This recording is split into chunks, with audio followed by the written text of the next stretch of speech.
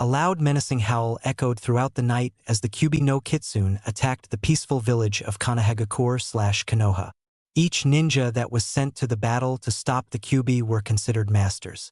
Shuriken and kunai flew through the air, piercing the large kitsune's belly, but didn't have any effect, for the fox just forced the weapons out of that area using yukai and then healed itself. The fox roared again. Storm clouds appeared out nowhere, and the fox then started using its claws and teeth to tear any shinobi that dared to attack it to shreds, and then the fox brought out its most fearsome weapon, the large, 9 whip-like tails, and started to destroy buildings, taking lives along with the infrastructure.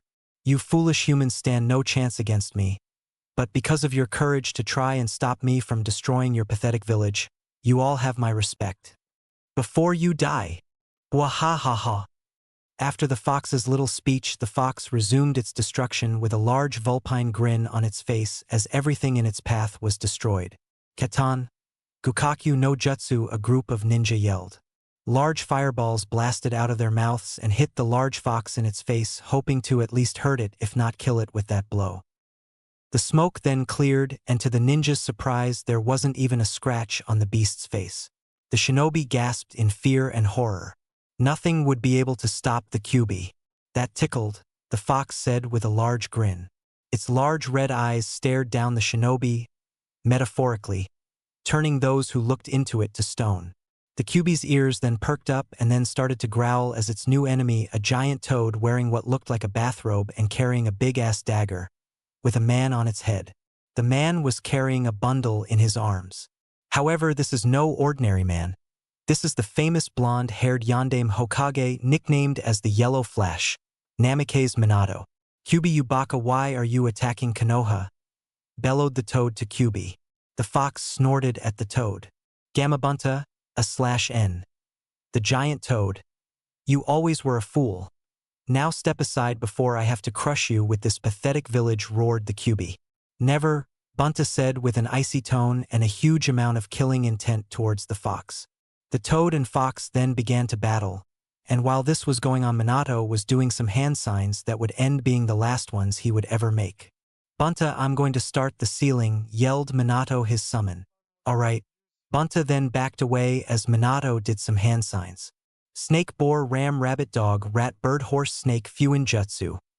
Shiki Fui, and the young blonde Hokage yelled. The Kyuubi then stared at the man, and then a ghostly image appeared behind Minato. The death god, it's not possible, how could a mere human summon such a thing? The death god's arm then reached through Minato's stomach and headed towards the Kyuubi. Kyuso, I don't want to die. Kyuso, move. But the Kyuubi legs refused to move as the death god's arm reached close and closer, and finally the arm reached into the Kyuubi's body and ripped out its soul, and then sealed it into the bundle in Minato's arms in a really bright flash of light. The Kyuubi then screamed its last as the remainder of its soul was torn out and sealed, and then its body disappeared, never to be seen again. The ninja yelled out in victory. Their Hokage did what no one else could. But then the body of the Hokage started to fall of Gamabunta's head. People ran to catch him as his body plummeted towards the ground, the small bundle still in his arms, but Bunta caught him and rested him gently on the ground. The shinobi started to cry as they saw the dead body of their once great leader. Then Sarutobi Hiruzen, the Sandaime Hokage, along with Jiraiya, Sarutobi's student and Minato's teacher, came to the scene and saw the man with a grim look on each of their faces. The bundle in his arms then began to cry, and Sarutobi immediately took the bundle from the Yandaime's cold, dead arms. He removed the cloth to show a young baby with blonde hair and 3 marks on his cheeks which looked like whiskers and blue eyes, with a large seal on its stomach which was glowing as it was being burned into the boy's skin. The glowing stopped and the baby stopped crying. That's a seal designed to seal the Kyuubi's soul into the boy's body and also give the Kyuubi's chakra to the boy to add to his own growing chakra coils, said Jiraiya, as he was an expert on seals and even created some of his own. When the ninja present heard this, they thought the demon was the boy and immediately shouted to kill the demon and whatnot. Some even threw kunai to kill the baby, but Jiraiya blocked them all. What the hell is wrong with you all? Can't you see this boy here is a hero? Why can't you see that? Jiraiya yelled to them. Because Jiraiya-sama, that thing is not a boy, it's a Dadash. But the man never got to finish his statement as Jiraiya shoved a Rasengan into the man's chest and sent him flying. Anyone else want to say something about my godson?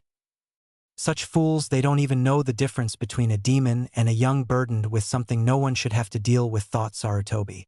No one answered, but some had shocked expressions on their faces at the news of Jiraiya being the boy's godfather. Some of the shinobi present then truthfully went over to Jiraiya's side as an act of believing that the boy was a hero, not a monster. After the little episode, all the people who sided with Jiraiya then Shunshin no gestured back to the village to present the news. Konoha the next day. The next day, Sarutobi called together the entire village for an announcement. The whole village appeared outside the Hokage Tower. There, on the balcony of the tower watching the crowd, was the Sandaime.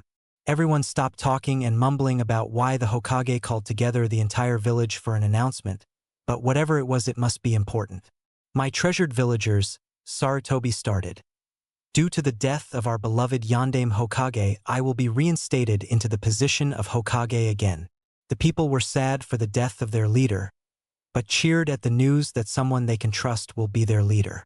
Also, as you all know, the Kyuubi was defeated, but the Kyuubi was not completely destroyed. The villagers grew reckless when they heard this and began to murmur among themselves. Don't fret, my people, for the Yondaime has sealed the spirit of the Kyuubi into a young baby. Uzumaki Naruto, and Naruto is to seen as a hero, and any child his age is to not know of the Kyuubi being sealed in him or try to kill Naruto, else you will face execution as punishment. Hokage-sama, why are you telling us to not to kill the demon brat? Said one of the villagers, and others also began to question their Hokage. Sigh, these people are such bakas, just like those other ninja.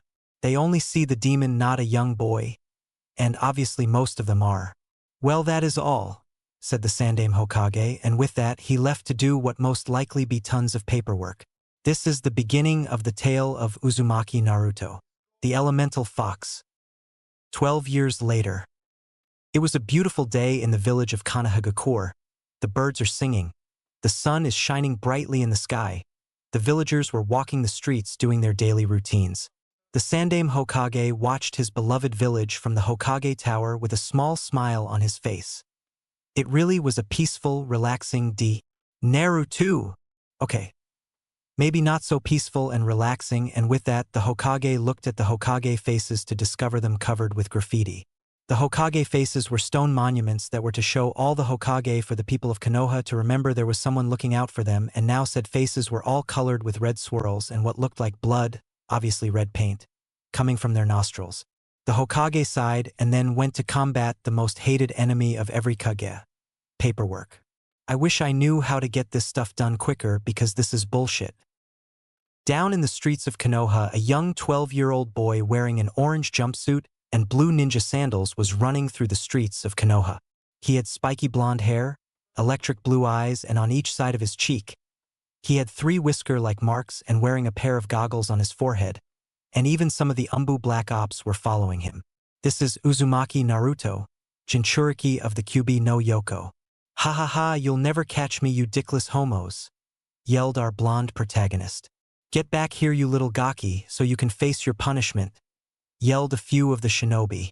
Never, Naruto cried out in retaliation to their threat. You guys just don't have the balls to do what I just did, he added with a foxy grin on his face. It was true what he said, though everyone had too much respect towards the Hokage to do such an act.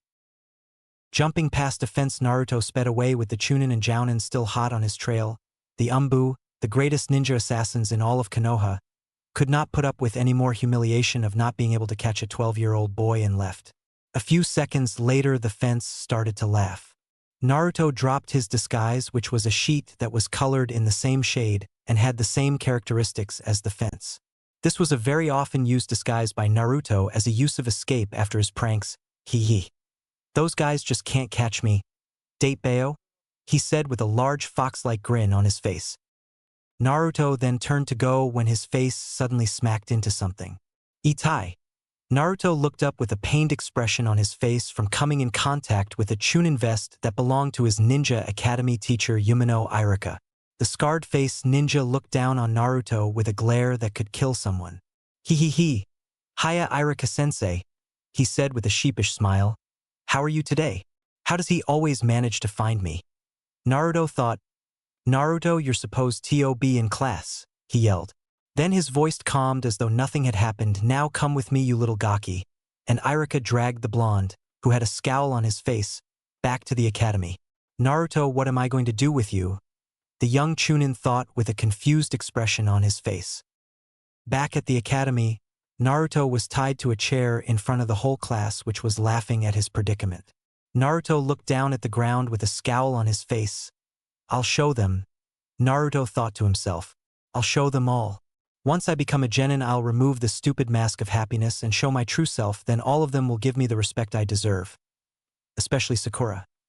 Outside of Naruto's thoughts, the class had stopped laughing and looked at Naruto, who seemed to be in deep thought, which was a surprise to the whole class as the blonde was always chatting about becoming Hokage and ramen and acting like an idiot. Hey Dobe, are you alive? Uchiha Sasuke called to the blonde enigma. Sasuke is the top rookie of the academy and a big emo freak whose hair looks like a chicken's ass painted black. The blonde still didn't respond, and Irika started to grow worried, for Naruto had never been so quiet for this long.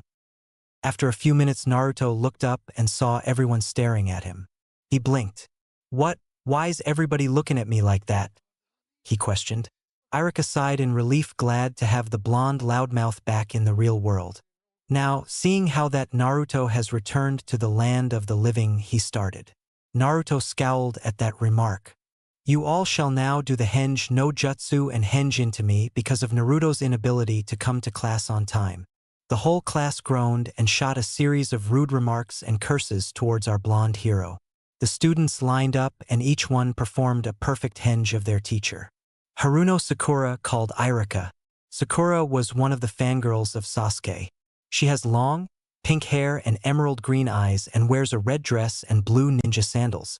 With a poof of smoke, she performed her transformation. Irika nodded in approval and Sakura squealed with excitement. She turned around to face Sasuke, who had already had his turn. Sasuke-kun, did you see that? Were you impressed? She told, asked / shouted to her self-proclaimed love. Sasuke didn't respond. Uzumaki Naruto. Time to prank that stupid teacher. He doesn't understand what I've been going through, and for that I'll make him suffer. Wahahahaha. Perform your henge, Naruto, said Irika. Sure, sensei. Poof. Out of the poof of smoke stood a totally nude blonde and attractive young woman who had pigtails and smoke that covered her private areas. Hey Irika-sensei, I call this my Oryoke no Jutsu, said the blonde beauty. Irika was then blown back really far due to a rather large nosebleed. Naruto, cut the stupid tricks. Irika yelled while using humongous scary head no jutsu. Alright, I'll do a normal henge, responded Naruto.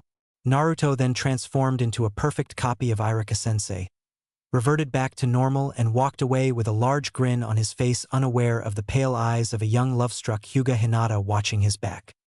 Ninja Academy tomorrow. Good morning, class, Irika greeted to his students.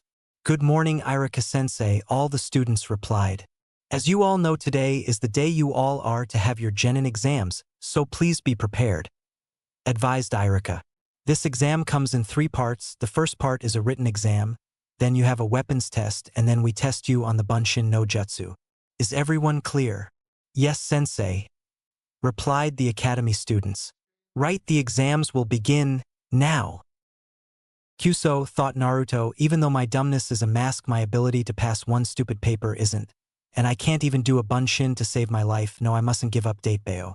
Irika tallied up the marks and said how everyone passed, including Naruto but barely, who showed his signature foxy grin while everyone stared at him in disbelief. Next was the weapons test. Naruto, for this part of the exam, decided to let down his mask. You had to throw 10 kunai and try to hit a bullseye, and of course Naruto decided to show off by getting a bullseye on a few targets without looking, and even threw multiple kunai for a few more of the targets and got a perfect score. Kyuso thought the silver-haired academy teacher Mizuki. At this rate, the Gaki will pass the exam, but he'll fail the Bunshin part and Irika will fail him, hee. Alright, class, time for the ninjutsu test, Irika announced. Student after student passed and walked off with their hits. I ate a/n. That's how you spell it, right? Then it was Naruto's turn. Uzumaki Naruto, you're up, called Irika. Alright, Naruto, perform 3 Bunshins and you will pass, but don't and you fail. Naruto nodded, accepting the circumstances. Then Naruto gathered some chakra for the jutsu, and then in a large poof of smoke the jutsu was activated.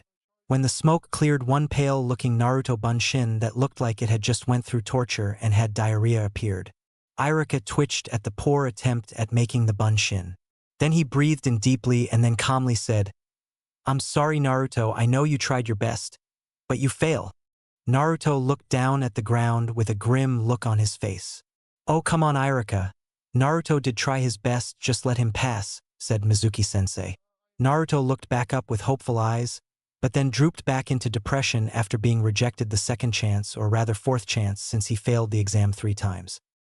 Naruto then left the academy and sat on the swing where he had always sat since he was 5.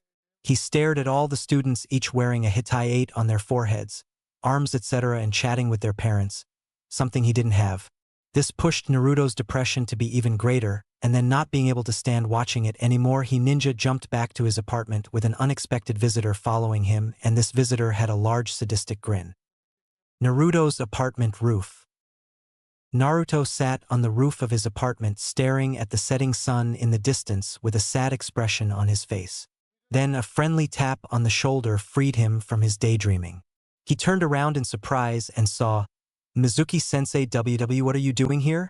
"Ha, this team believes he tricked the great prankster Uzumaki Naruto. Then he is gravely mistaken," Naruto thought to himself. Mizuki smiled a friendly smile at Naruto. "Don't be so hard on Iruka, it's just how he is," Mizuki told Naruto. "Ever since he lost his parents his life has been how I can put this hard to understand." Naruto looked at Mizuki with a confused expression on his face. "But I can tell you a secret way on how to become a genin and pass your exam," Mizuki told Naruto. Naruto looked at Mizuki with a big grin. Mizuki smiled a big grin also, but for a different reason. "I have his complete and undivided attention now, ha ha ha ha." Yumino Iruka was lying down on his bed thinking about what the Hokage told him about Naruto after the graduation exams. Flashback. Iruka entered the door to the Sandaime Hokage's office with a nervous attitude. The Hokage only called him in to see about the academy students, but the messenger that called him to the office said it was an emergency. "Ah, Iruka, good to see you. I trust you are well," Sarutobi greeted the young Chunin. "Yes, I am Hokage-sama. So what was the emergency you wanted me to see you about?" asked the curious academy teacher. The old Hokage took a smoke of his tobacco pipe before answering. "I heard Naruto didn't pass his exams this year," the Hokage said with a far-off look in his eyes. "Well, of course he did, Hokage-sama. It's just that he's always fooling around instead of studying," Iruka said. "Ha ha ha, well I remember when a young scarred-nosed academy student used to do the same thing," the Hokage said in Naruto's defense. Iruka laughed lightly knowing that Sarutobi was talking about him. "Iruka, Yukumo Naruto is a lot like you. He's an orphan and he never gives up. But Iruka, do you know why Naruto acts like the class clown?" Sarutobi asked, staring hard at Iruka. Iruka shook his head saying no. "It's because he seeks attention and for the people to acknowledge his existence and see him for who he is instead of the burden he was given," the Hokage answered. Iruka dropped his head in shame at not being there for Naruto, at not realizing his mistake sooner. "You may leave now, Iruka.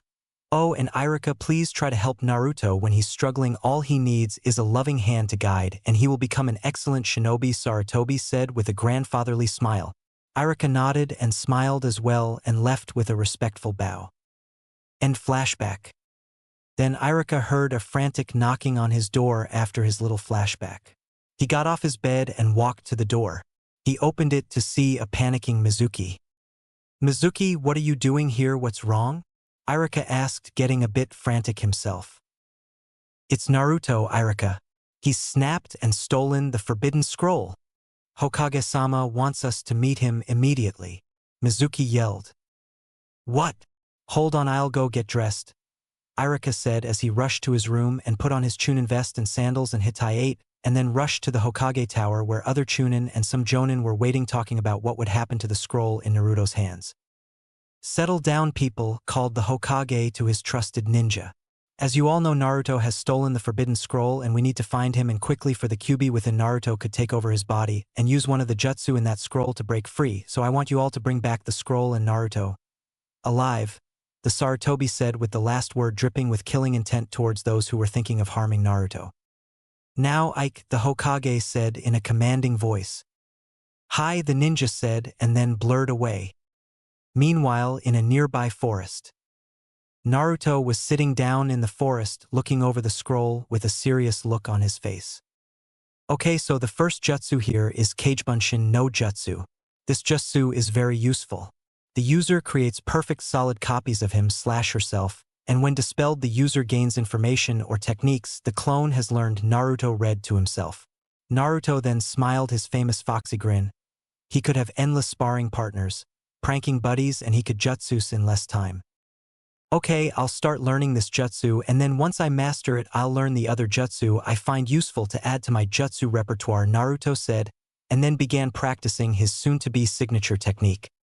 Back with Iruka. Iruka was jumping on the roofs of Konoha as he looked for the blonde Jinchuriki. All the while a little somebody was following the Chunin in silence. Where are you, Naruto? Iruka asked/yelled to himself and then sped off and then headed towards the forest when he felt a large chakra signature coming from it. I better hurry, Iruka mentally told himself and hurried towards the forest. Back with Naruto 2 hours later. Ah yes, even though it's been 2 hours I've done it. I've learned at least 6 jutsu from the scroll and they all seemed pretty cool and powerful. Naruto sighed and then took a break. Iruka then saw a little orange speck below when he was jumping through the branches of the forest. That must be Naruto. No one else in the Leaf Village wears orange besides Naruto, Iruka thought to himself, and dropped down below, and there sat Naruto with a smile on his face when he saw Iruka. Hey Iruka-sensei, there you are. I was gonna look for you after I rested up, but now that you're here you're gonna pass me for sure with these jutsus I learned for extras credit, Naruto said excitedly. Iruka looked at Naruto with a confused expression. What do you mean, Naruto? Iruka asked his student, not understanding. Mizuki-sensei told me if I learned some jutsu from this here scroll, Naruto said, patting the scroll as though it was a cute little puppy. I'd pass with flying colors, Naruto said. Ha, Naruto thought. I know Mizuki is just tricking me into giving him the scroll so he could get power. Then a whooshing sound was heard and then a multiple number of shuriken and kunai came out from the brush and headed towards Naruto. Naruto was ready to dodge but saw that he was too late to avoid them and shut his eyes tightly and prepared for the pain, but was then roughly shoved aside by Iruka, who was hit by the flying pointy things of death. Luckily the Chunin vest protected him as the weapons didn't pierce his skin. But some weapons caught the edge of his sleeves and pinned to a tree, and a stray kunai had stuck him in the leg, causing blood to flow profusely from the wound. Then on a branch stood Mizuki, but with the grin of a madman on his face instead of his kind smile. Mizuki, how could you betray the Leaf Village and why? Iruka yelled his question at the now former academy teacher and now traitor. Very carefully, Iruka, as for the why, it was all for the quest of power. With that scroll, Mizuki yelled, pointing at the scroll which was now attached to Naruto's back. I will learn very powerful techniques and gain enough power to kill everyone in the Konoha, Mizuki said, followed by a maniacal laugh. Naruto stood there looking between his two senseis as they quarreled with each other. Mizuki's gaze then shifted towards Naruto. Give me the scroll, you little gaki, Mizuki demanded Naruto. No, Naruto, don't give him the scroll, Iruka yelled. He's going to use the scroll to learn techniques to destroy the village. Naruto, since you're about to die, I'll tell you a little secret kept by the Hokage, Mizuki said. No, Mizuki, stop, Iruka yelled. What secret? Naruto asked, curious as to what this secret was. Well, you see, Naruto, the Yondaime Hokage didn't really kill the Kyuubi no Kitsune 13 years ago. He had to seal its soul into a little baby boy, and do you know who that boy is, Naruto? Mizuki asked in a voice so sweet it could make you sick. Naruto shook his head even though he knew about Kyuubi already. He just wanted to play along a little bit longer. Just so you know, I'm putting a flashback of how Naruto met Kyuubi since he already knows of it, and stared at Mizuki wide-eyed, wanting to know who the boy was. Well, Naruto, that boy is... Mizuki started with a sadistic grin. "No, Mizuki, don't do this," yelled Irika in a pleading voice. "That boy is you, Naruto," yelled Mizuki. Naruto chuckled, and then his chuckling got louder and louder until it became full-blown-out laughter. "What's so funny, Gaki?" the traitor asked in an annoyed tone. "Well, Mizuki-sensei, it's just that I already know I met the Kyuubi in my mindscape when I was 5 years old. He saved me from a mob by blowing them all away with chakra," Naruto answered. Mizuki gasped his plan was in ruins now. Naruto then stopped laughing and then glared at Mizuki with all the killer intent he could muster, which is a lot by FYI. Mizuki froze on his tree branch as he couldn't move from the amount of killer intent being directed at him. "Prepare to be put into a world of hurt, sensei. Since you hurt Irika sensei, you will die here and now," Naruto said angrily. "Kagebunshin no jutsu," Naruto yelled. Then 9 clones appeared in a puff, and then 5 of them rushed Mizuki, knocking him of the tree branch and effectively pinning him to the ground. Mizuki tried to free himself but couldn't budge. The other 4 clones and the original Naruto then began to perform hand signs, and judging by the amount of chakra being molded, you could tell it was going to be a big finish. One clone then ended its hand signs on tiger seal, another on bird, one on snake, one on dragon, and the original on rat. Then clones yelled out the names of their jutsus. Karawenden no jutsu. Suryuden no jutsu. Doryuenden no jutsu. Raryuden no jutsu. Furyuenden no jutsu. The clones and the original Naruto then took a deep breath, and the dragons of the element they called upon. Dragons of fire, water, earth, lightning, and wind then flew out of each clone's mouth respectively and flew towards Mizuki with great speed and power in their glowing yellow eyes. The dragons roared before consuming the traitorous Chunin in a mixture of the elements, and the clones pinning down Mizuki vanished in a poof of smoke when the attacks hit. A huge smoke cloud was formed, and when it cleared Mizuki was a pile of ash formed by the Karawenden. Irika smiled at Naruto as he began pulling out the kunai and shuriken lodged in his clothing and the one in his leg. Naruto was panting from using so much chakra. "Naruto, come here and close your eyes, I have something to give you," Irika called to Naruto. Naruto ran over to his teacher and closed his eyes. He felt his goggles being pulled off, and then something cottony/silky was placed where his goggles were. Naruto smiled, knowing what it was that was placed on his forehead. "Okay, open your eyes now," Irika said excitedly. Naruto opened his eyes and blinked a few times to get used to the sunlight. He looked at a smiling Irika who had no hitayate on his forehead. Naruto grinned his famous foxy grin and then jumped at Irika. "Congrats, Naruto, you graduate, and tonight we'll celebrate with some ramen," Irika said smiling. "Domo arigato, Irika-sensei," Naruto said happily. Then he and Irika walked off to go home. Meanwhile, in the Hokage Tower, Sarutobi was watching the whole thing and was very surprised when he heard Naruto had made contact with the fox and knew he had to talk to Naruto about it later. But for now he was going to smoke his pipe and try to at least finish the paperwork. Chapter 4. Team 7 and the Bell Test. Uzumaki Naruto was walking into his classroom with a large smile on his face because due to the events yesterday Naruto had passed and graduated and became a genin, or so he thought. Naruto entered the classroom and saw everyone staring at him with confused looks on their faces. "Hey Dobe, only students who graduated are supposed to come today," said one random student. "Hey you, Baka, look at this," Naruto said, pointing at the hitayate on his forehead. "This is proof of my graduating, so shut your damn mouth." The student then began to silently fume and began mumbling at being humiliated like that by the class Dobe. Meanwhile, everyone was wondering what the Dobe did to graduate. Then Sasuke spoke up. "So how did you graduate?" he asked. All the fangirls started saying the same thing, not wanting to do anything without their precious Sasuke-kun. Naruto looked at Sasuke and took a deep breath for dramatic effect.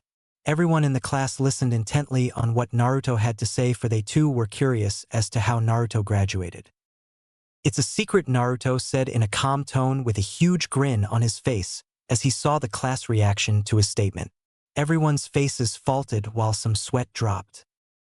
"Come on Naruto, please tell us," the pink-haired one known as Sakura asked in a tone as sweet as sugar. Naruto turned at her and glared. "No, Haruno. So do me a favor and shut the hell up." You're giving me a headache, Naruto told her.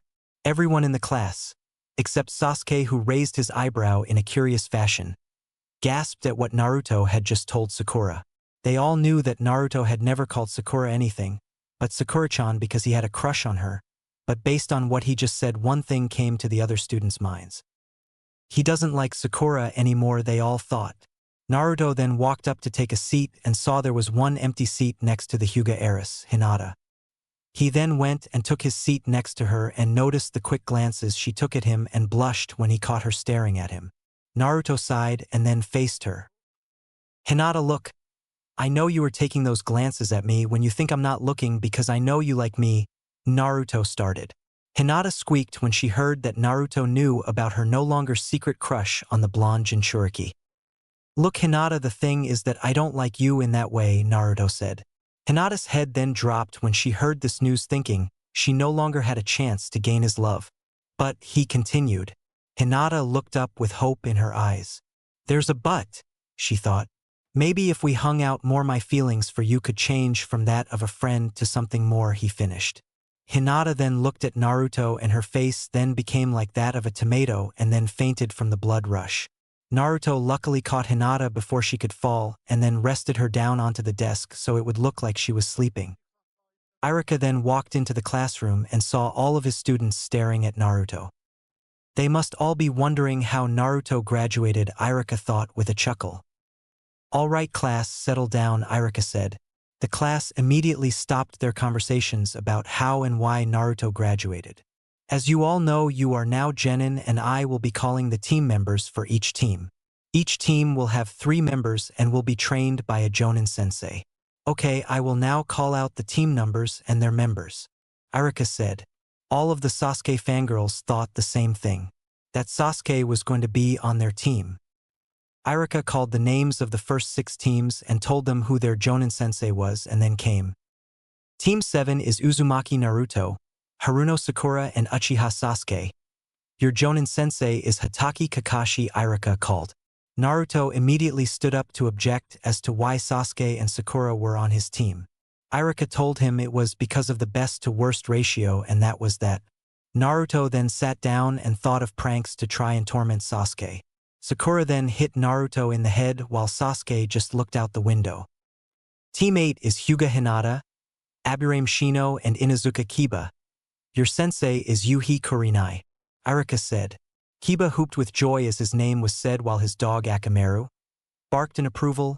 Hinata, who had now woken up from her fainting spell, was thinking about what Naruto had just told her, while Shino just remained silent.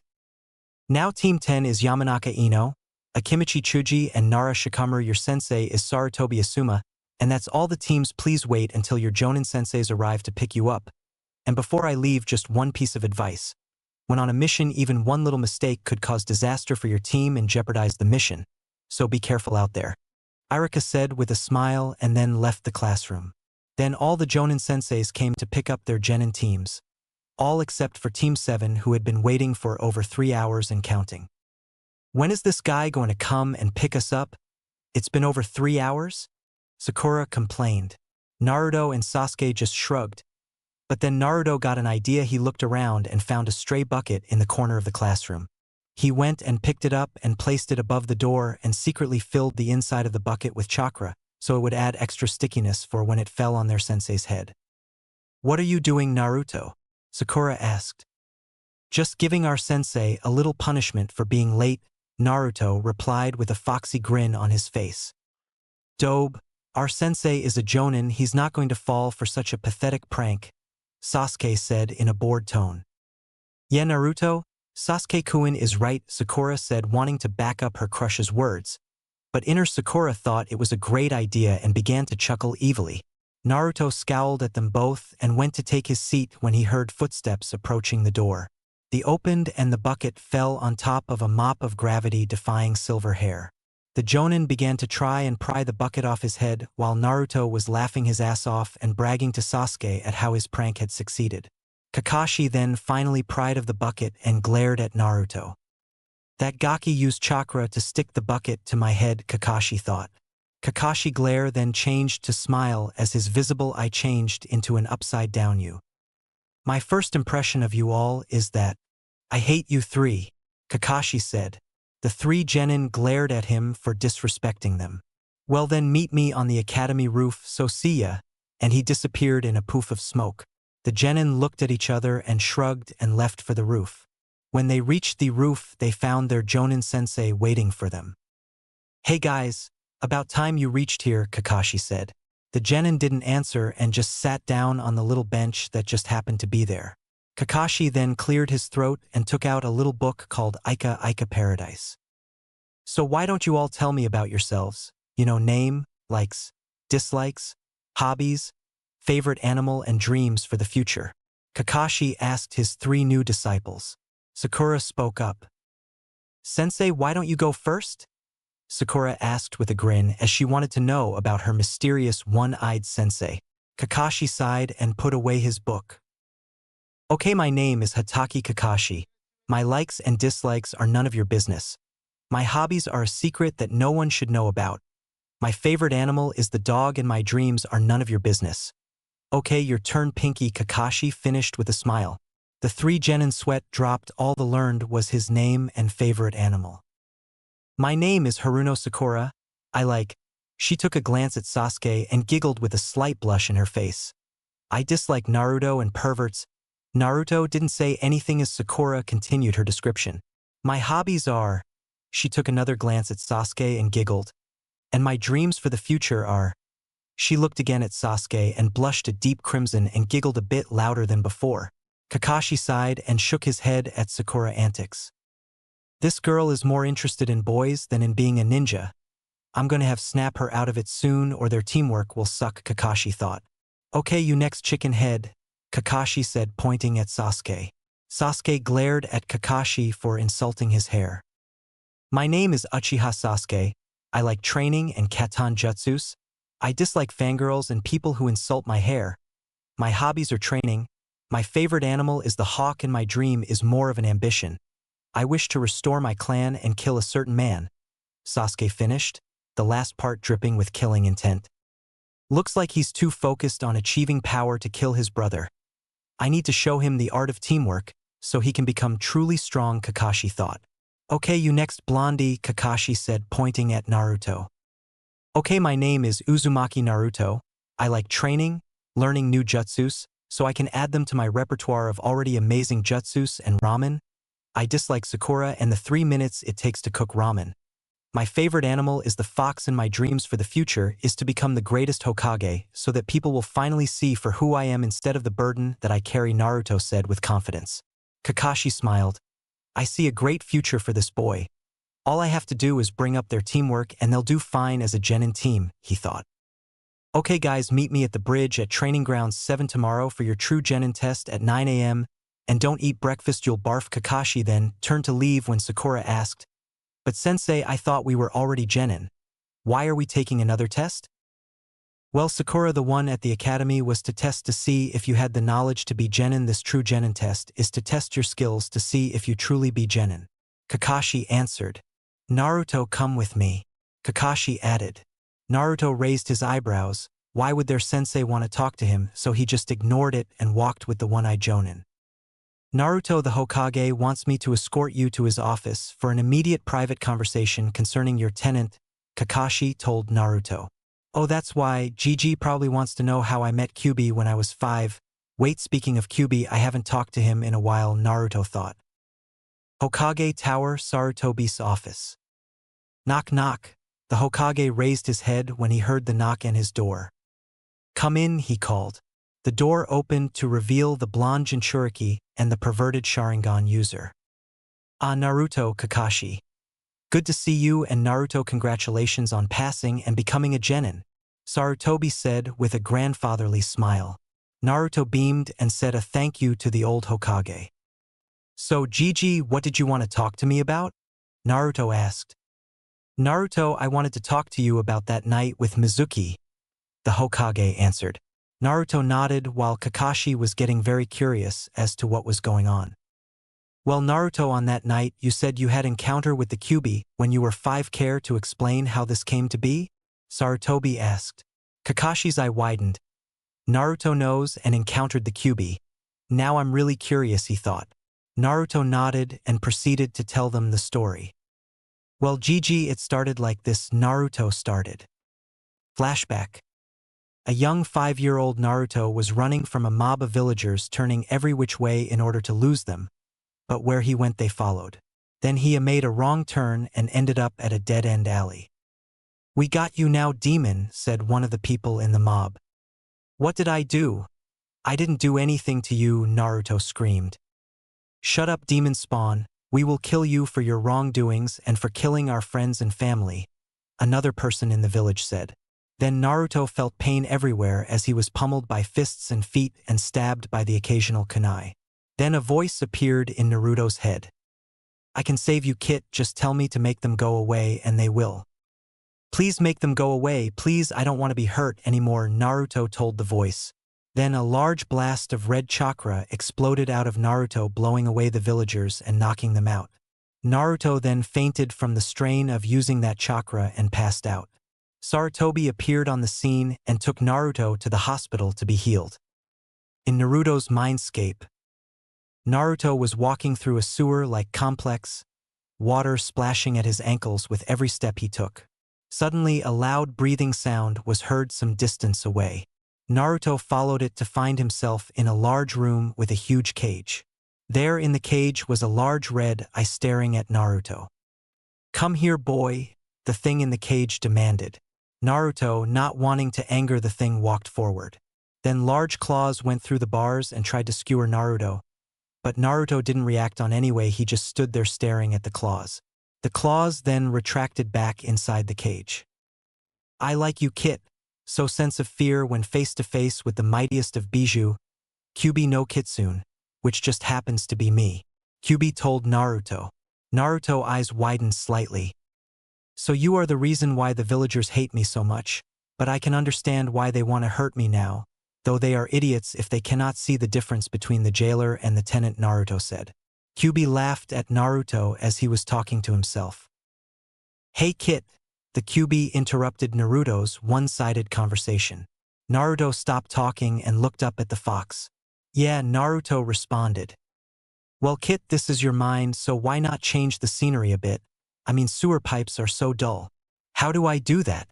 Naruto asked the 9,000-year-old demon.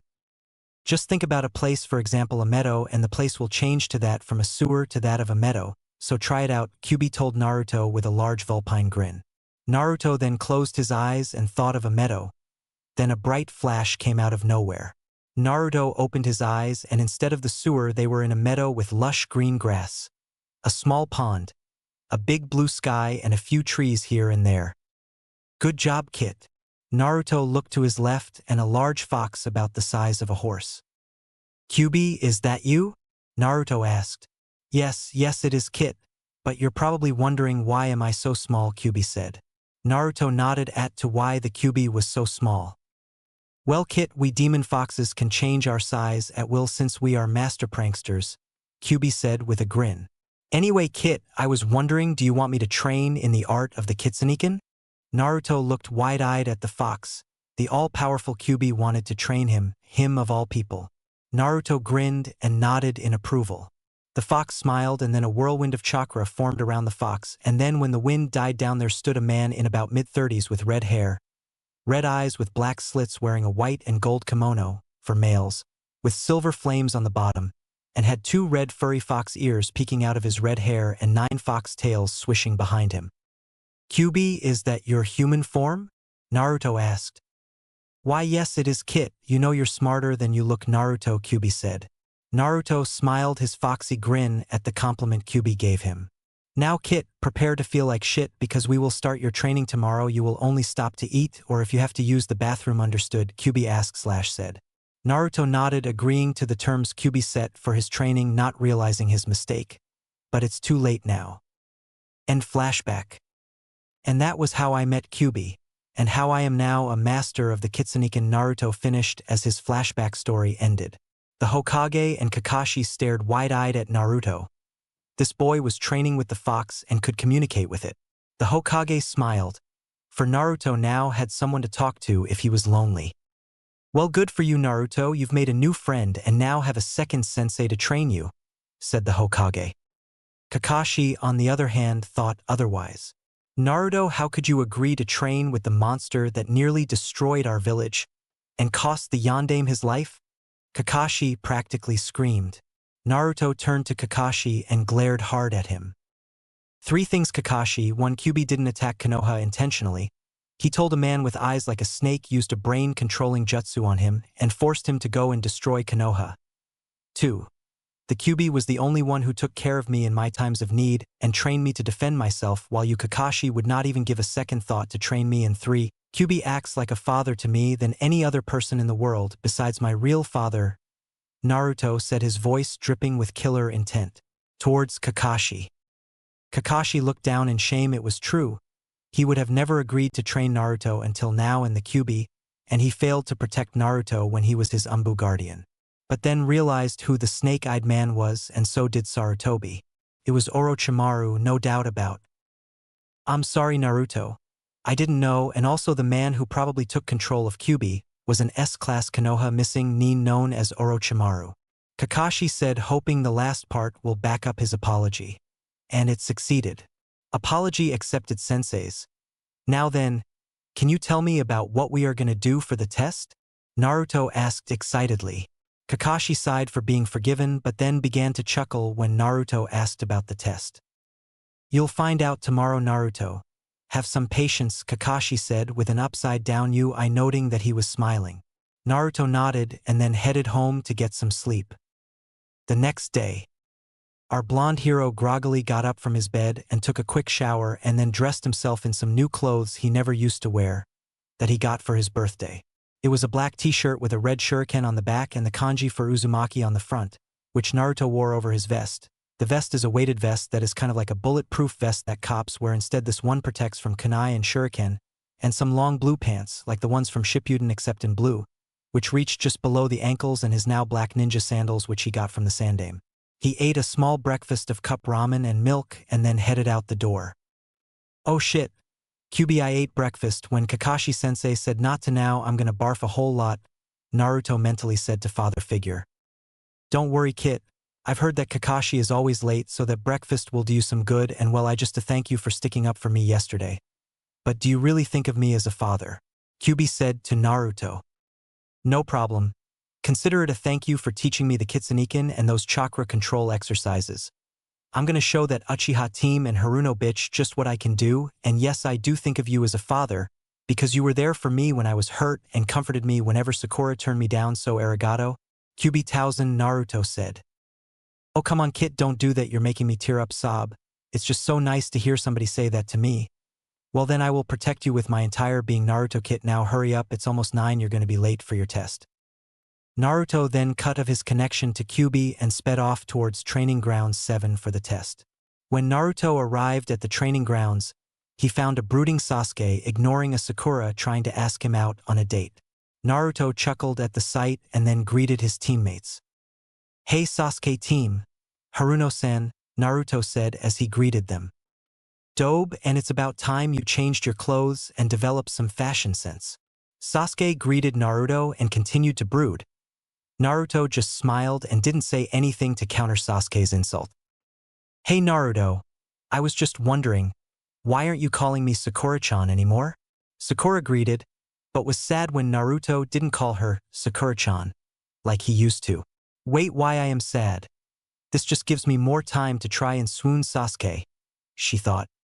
Because Haruno-san, you have lost my respect, and so you must earn it back by becoming stronger if you are to get me to call you Sakura-chan again. Naruto said. Well then Naruto, I'll do my best to earn it back, Sakura said, accepting this little challenge. 2 hours later. Naruto, Sasuke and Sakura were lying down on the ground looking up at the clouds, and while Sasuke and Sakura were starving. But noticed Naruto didn't look the least bit famished. Hey Dobe, how come you don't look hungry? Sasuke asked. Well team, it's because I ate breakfast. I heard how that Kakashi-sensei is known to be late all the time, so I ate breakfast, Naruto said with a tone of confidence. Sasuke and Sakura scowled when they heard this and continued to stare at the clouds. Poof! Then a puff of smoke appeared out of nowhere and there stood Kakashi.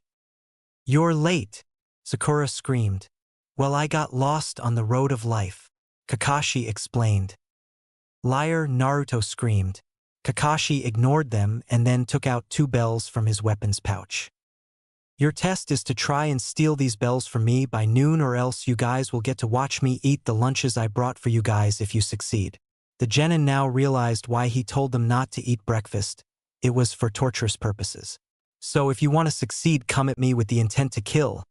Your tests te arts now, Kakashi yelled. Naruto, Sasuke, and Sakura then jumped into the brush to hide from their sensei. Kakashi, although he could easily sense them, knew they were taught well by Iruka, especially Naruto, because since he got practice from his pranks, his stealth skills were by far the most impressive, for Kakashi would never have been able to sense him if he hadn't learned about chakra detection. With Naruto was moving silently through the bushes to Sakura's location because he knew the true purpose of this test was to build teamwork, and Sakura was the closest one to him. He then reached Sakura and gently touched her shoulder. Sakura whipped around to scream, but Naruto, expecting that, put his hand over her mouth to stop her from screaming. Listen, Haruno, the true purpose of this test is to use teamwork to get those bells, Naruto whispered to her as he released his hand from her mouth. How do you know this? She asked. Naruto sighed. Use your common sense, Haruno. How else could we need a Jonin, because individually we are weak against him. But if together we could be a match for him and might get the bells, and if we succeed I'll call you Sakura-san from now on, Naruto said, as though it were the most obvious thing in the entire universe. Sakura blushed in embarrassment because she never had thought of that, and she would feel better if Naruto would start addressing her by her first name. She nodded but realized a flaw in this. How are we going to get Sasuke-kun to join us in this though? Sakura asked. Naruto grinned. Leave that to me, he said in a confident tone, and the both of them then headed off to find Sasuke. Meanwhile, Sasuke was stuck up to his neck in dirt with an angry expression on his face at being humiliatingly defeated by Kakashi-sensei. Then he saw Naruto and Sakura walking towards him, laughing at his predicament. The great and mighty Uchiha Sasuke has been defeated, Naruto said while laughing. Sasuke just glared, focusing his killer intent on Naruto. Come on Sasuke, I'll get you out, but only if you agree to work with me and Sakura as a team to beat Kakashi-sensei and get those bells, Naruto said. Sasuke declined, not wanting to give up on his Uchiha pride. Naruto groaned in annoyance and then slammed his hand down on the ground. He then pumped chakra into the ground, breaking down the ground's hold on Sasuke. Naruto then grabbed Sasuke by the collar and hoisted him up. Listen here, team, the only way we could beat Kakashi-sensei is if we work as a team. You know what happens if you do it alone? You end up stuck in the ground like a loser and feel like a baka. So swallow your damn pride and help us, Naruto yelled at Sasuke. Sasuke remained silent. Naruto sighed and let go of Sasuke's collar, reuniting him with the ground. Come on Sakura, obviously Sasuke doesn't want to become a true genin, Naruto said and began to leave. Sakura didn't want to leave Sasuke-kun, but she knew Naruto was right, so left with Naruto. Wait, Sasuke called to them. Naruto and Sakura smiled at each other. All according to plan. I'll work with you guys, so what's the plan, Dobe? Sasuke asked Naruto. Naruto grinned. Oh, he had a plan all right. Back with Kakashi. Looks like they realized the true purpose of this exam, Kakashi thought with a smile. Then a flurry of kunai and shuriken flew towards him. Kakashi jumped up and avoided them, but then saw Naruto fly towards him and blocked a kick from him. Kakashi then grabbed Naruto by the ankles and spun, and using the momentum slammed Naruto into the ground. Kakashi got up from the ground and saw the Naruto disappear in a poof of smoke. Kagebunshin, he probably learned that from the scroll. Kakashi then snapped out of the thought when he saw a rather large katan. Gukakeu no Jutsu courteous of Sasuke speeding towards him. Kakashi jumped to the side to avoid being burnt, but then he barely managed to avoid Sakura, who had made a grab for the bells. Phew, that was close, Kakashi thought, but then he saw he was surrounded by 5 Naruto clones, each one doing a long set of hand seals. The clones then finished their hand seals and shouted the name of their jutsus. Katan, Karawenden no Jutsu, Suten, Suryuden no Jutsu, Doton, Doryuenden no Jutsu, Raiten, Raryuden no Jutsu, Futon. Furyuenden no Jutsu. The 5 dragons of fire, lightning, earth and wind was blown out of 4 of the clones' mouths except for the water dragon which came from the nearby river. Kakashi's eyes widened at how Naruto was able to perform these high-level ninjutsu, and jumped before he could be hit with a barrage of the elemental dragons, but was too late to avoid being punched in the face by Sasuke, Sakura, and Naruto. He looked up and saw 3 fists come crashing down on his face as he made his descent to the ground. The last thing he heard was the ringing of the clock he had set for noon and the jingling of bells before being claimed by darkness. 1 hour later, Kakashi woke up to see the 3 genin smiling up at him. Kakashi tried to move but saw he was tied to the post with rope and his fingers were tied with ninja wire to prevent him from doing hand signs for the escape Justu. Kakashi smiled. Oh yeah, this was going to be a team for the books. Okay guys, can you untie because you pass? Not only because you got the bells, but because you showed high levels of skill and teamwork in Naruto. I was wondering, where did you learn those jutsus? Kakashi asked. Sasuke and Sakura were wondering the same thing because those jutsu Naruto used were obviously very high level, probably Jonin level. Naruto sighed. Not wanting to keep secrets from his team, he told them the story about how Mizuki had betrayed the village by stealing the forbidden scroll which Naruto had originally stole because he was tricked by Mizuki. But before Mizuki arrived, Naruto had learned the 5 elemental dragon jutsus and Kagebunshin, and how Mizuki told he and Irika his plot, not mentioning the part about Kyuubi though, and how he, Naruto, got really mad and used the jutsus to kill Mizuki, and how he was traumatized by the incident for a few days because he had made his first kill. The 3 of them were in shock at Naruto's story and knew by the tone that he wasn't lying. Hey Naruto, could you, Sasuke said, maybe teach me the Karawenden and Kagebunshin? Yeah Naruto, I want to learn the Kagebunshin too, Sakura chimed in. Now it was Naruto's turn to be in shock because he never thought Sakura and most of all Sasuke to ask him for help. Kakashi smiled. Just so you know, they untied Kakashi during Naruto's little story, knowing they would get along fine. Sure guys, I would be glad to, but you're going to need to build up your chakra reserves to use them. The reason I can do these jutsu is because I have a bloodline on my mother's side that gives me a larger chakra reserve than normal ninja at birth, Naruto told them. And no Kakashi, this is not a joke. Gigi Hokage told me about my mother when he asked me about the Mizuki incident after you had left, Naruto added, leaving Kakashi shell-shocked. Kakashi-sensei? Sakura called. Yes Sakura, Kakashi answered. About my dreams for the future? I change it to wanting to be a strong Kanuchi in the future, Kakashi smiled. That's good to know Sakura. It really is, Kakashi said. Okay guys, tomorrow I'll teach you all an exercise that will build up your chakra reserves. But for now go and have some fun and get some rest because tomorrow you'll be doing missions as an official Genin team, Kakashi told them. The 3 genin nodded and left to go home with happy expressions on their faces because not only were they official ninja, they had made friends with each other in order to help each other get stronger to help accomplish their dreams. Chapter 5. Mission to Wave Part 1. It was about 2 months after Team 7 was made an official genin team with their sensei Hatake Kakashi, who has been said to have never passed a genin team until 2 months ago. The team was doing extraordinarily well, doing over 210 D-rank missions. As for the team members, well, let's just say they got super extraordinarily awesome. Uzumaki Naruto, our favorite blonde Jinchuriki, had revealed his true self of being a not as loud, mature, strong, and intelligent Naruto. He had grown exceptionally stronger and had almost mastered the water walking exercise as he already knew the tree climbing one. He learned more jutsus from Kakashi and Kyuubi. He began weight training, wearing up to 200 kilos now, and due to this became faster and stronger in order to use the Kitsuniken to its full potential, as the Kitsuniken required the art of using fast-paced move and agility which are used to get under the enemy's guard and then deliver a set of powerful blows to defeat them. Overall, Naruto was a badass. Uchiha Sasuke has learned some more fire-style jutsus from his family scrolls such as Katon, Ryuka no Jutsu and Katon, Housenka no Jutsu and Katon, Karawenden no Jutsu from Naruto after doing continuous work on the Tree Zero climbing exercise.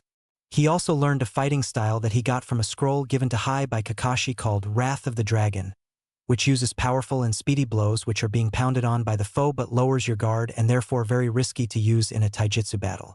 He and Sakura also, after continuous use of the tree climbing exercise, and finally got enough chakra to learn Kagebunshin no Jutsu from Naruto. Haruno Sakura also improved learning a variety of genjutsu from a young Kuranai sensei and invented her own fighting style, which is called Zeban Sakura.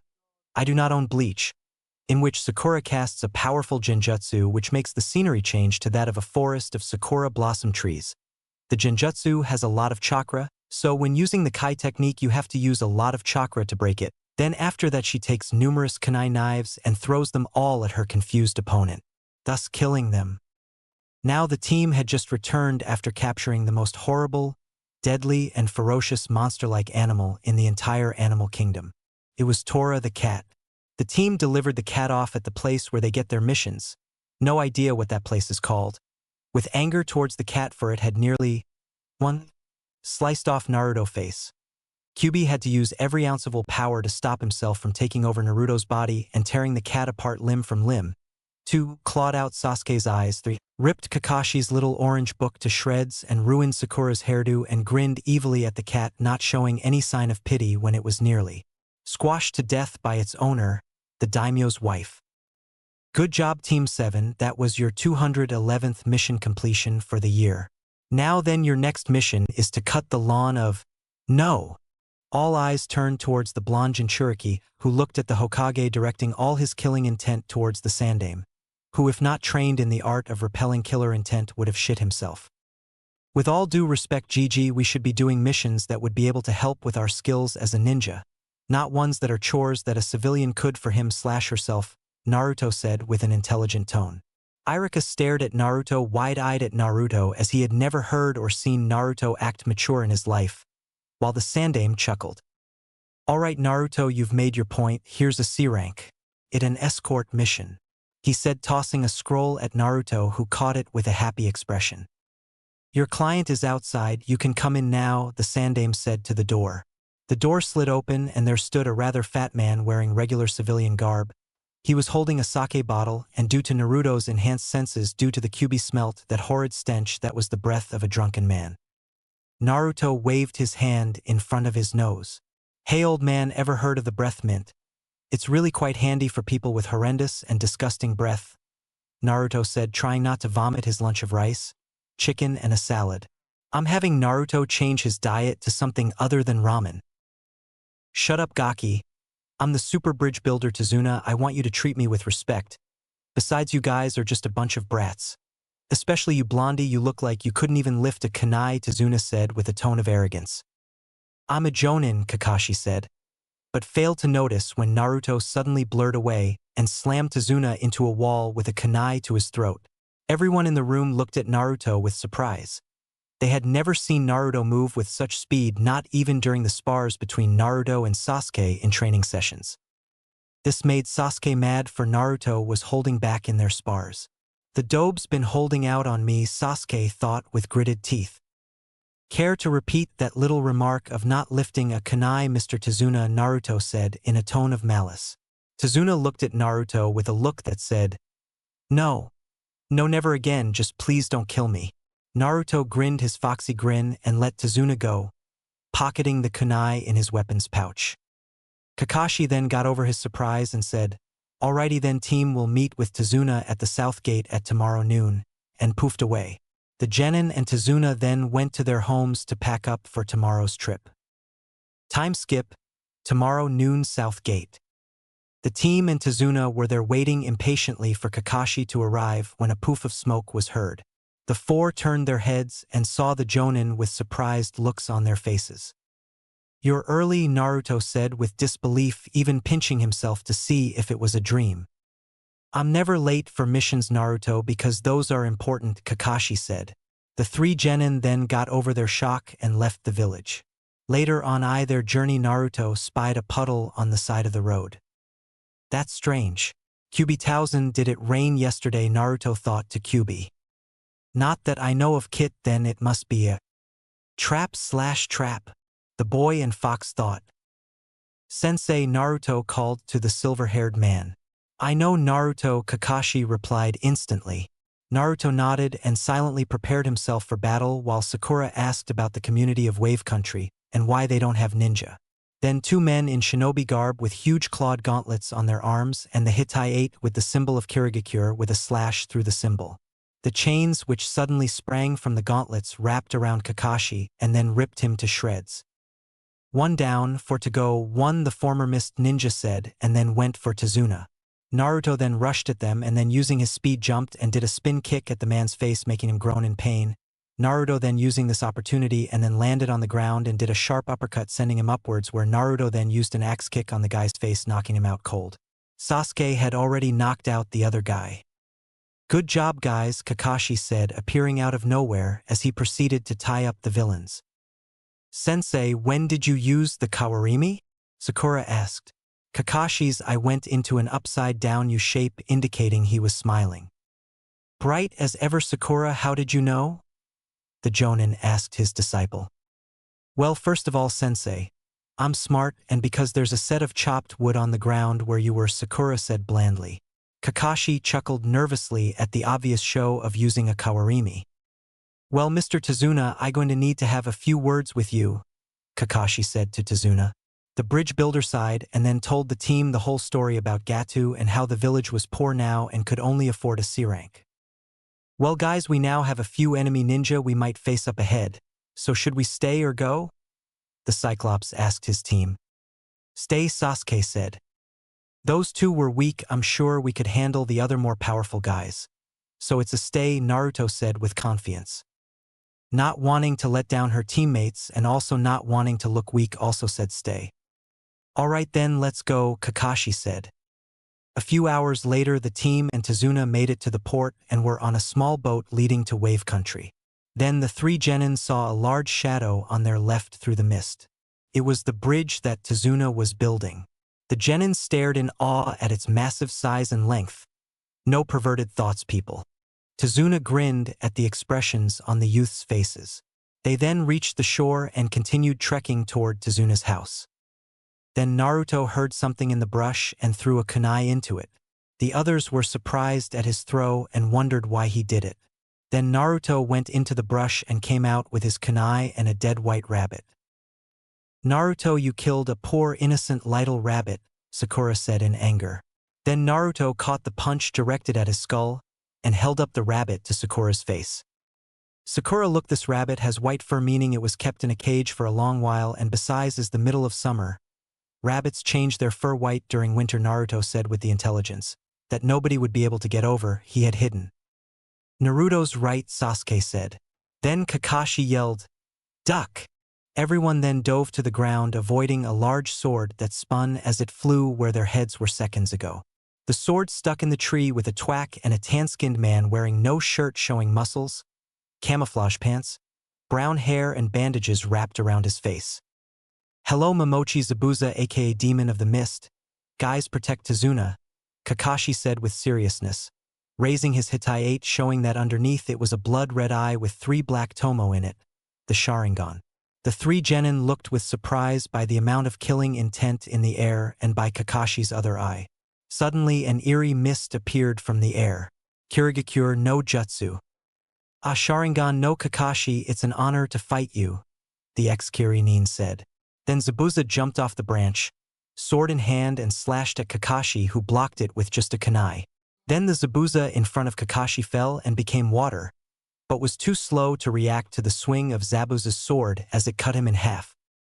"Kakashi-sensei," the 3 genin yelled in fear as their teacher was just sliced in half from their location of a triangle-formatted defense to protect Tazuna.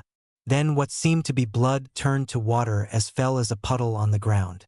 Then Zabuza, still with shock on his face, felt cold metal on his jugular. Zabuza chuckled, "Very impressive, Kakashi.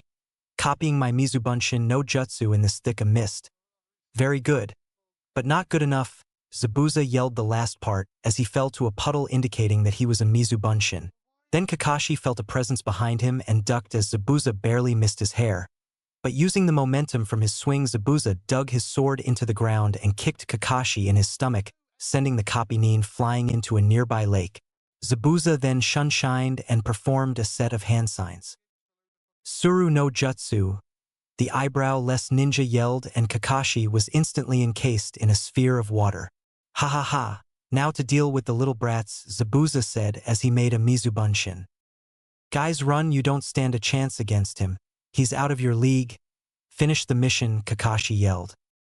Never. Sasuke then rushed forward making hand signs for a fire jutsu. No, Sasuke-kun, Sakura yelled. But too late. Sasuke was elbowed in his stomach, hard, and was sent skidding along the ground with some blood coming from his mouth, a sign of internal bleeding. Naruto then calculated a plan and grinned his large foxy grin. Hey you, the freak with no eyebrows. Naruto called to the Mizubunshin, which growled in anger at the blonde. Prepare to be the first Jonin to be beaten by Genin. Naruto then looked at his teammates and nodded to them. Sasuke and Sakura nodded back, somehow knowing the exact steps of Naruto's plan. Sakura then rushed forward with chakra-enhanced speed and formed the hand signs for her genjutsu. The Zabuza clone then saw everything turn into a pretty cherry blossom tree field. Knowing it was a genjutsu, the clone tried to dispel it, but it wouldn't work. As it tried a second attempt, it then slashed from all sides and then fell to a puddle of water, and there stood 7 Sakuras each with 2 kunai, and they smiled at their handiwork and dispelled the genjutsu. Meanwhile, Sasuke and Naruto, after seeing Sakura take down the Mizubunshin, they rushed the original Zabuza. Sasuke launched a Gokakyu no Jutsu at the Nukenin, but Zabuza made a Mizubunshin and let it take the blow as it was evaporated. Then out of the steam, a blonde boy wearing a black shirt with the Uzumaki spiral on his shirt and khaki shorts came running through the steam with 20 cage bunshins. The clones then jumped at Zabuza, kunai in hand. Zabuza was then forced to release Kakashi as he could never avoid that many clones and come out unscathed. With the water prison broken, the Narutos and Kakashi then began flinging kunai at the ex-Kirinin. Using the water walking technique, Naruto and Kakashi and Zabuza stood facing each other in a circular motion. Then Naruto, Kakashi, and Zabuza began to form hand signs in perfect sync and speed. Suten. Suryuenden Eno Jutsu, the 3 ninja yelled. Then 3 huge water dragons rose from the depths of the lake and attacked. Kakashi and Naruto's dragons together had made quick work of Zabuza's own and then headed straight for Zabuza. The sword-wielding Jonin managed to avoid one of the dragons, but was then hit with another one, in his face. Zabuza then got up and began another long chain of hand signs which Kakashi copied perfectly while mocking Zabuza by completing his own sentences. However, Zabuza was taken back by the monkey see, monkey do act that he stopped making signs, but Kakashi kept going. Suetun. Daibakufu no Jutsu, yelled the copy-nin. Then a giant explosion of water came up out of the lake, flooding the land and nearly caught Sasuke, Sakura, and Tazuna if they didn't climb to the trees. Zabuza was hit really hard with that blow and smashed into a tree. Itai itai itai, Zabuza said to himself, then screamed in pain as a couple of kunai were lodged into his arms and legs, rendering them useless courtesy of Kakashi. Can you see the future? Zabuza asked with pain and surprise. Yes, and yours is death, Kakashi said, and was about to throw a kunai when 2 senbon needles came out of the brush and struck Zabuza at pressure points in his neck and killed him. A masked person then appeared in a swirl of wind. The person looked about 14 or 15 and yet easily picked up the body of Zabuza. Arigato, we've been searching for this man for years now. I must go to destroy this body, the masked person said. Wait, are you a hunter nin? Naruto asked.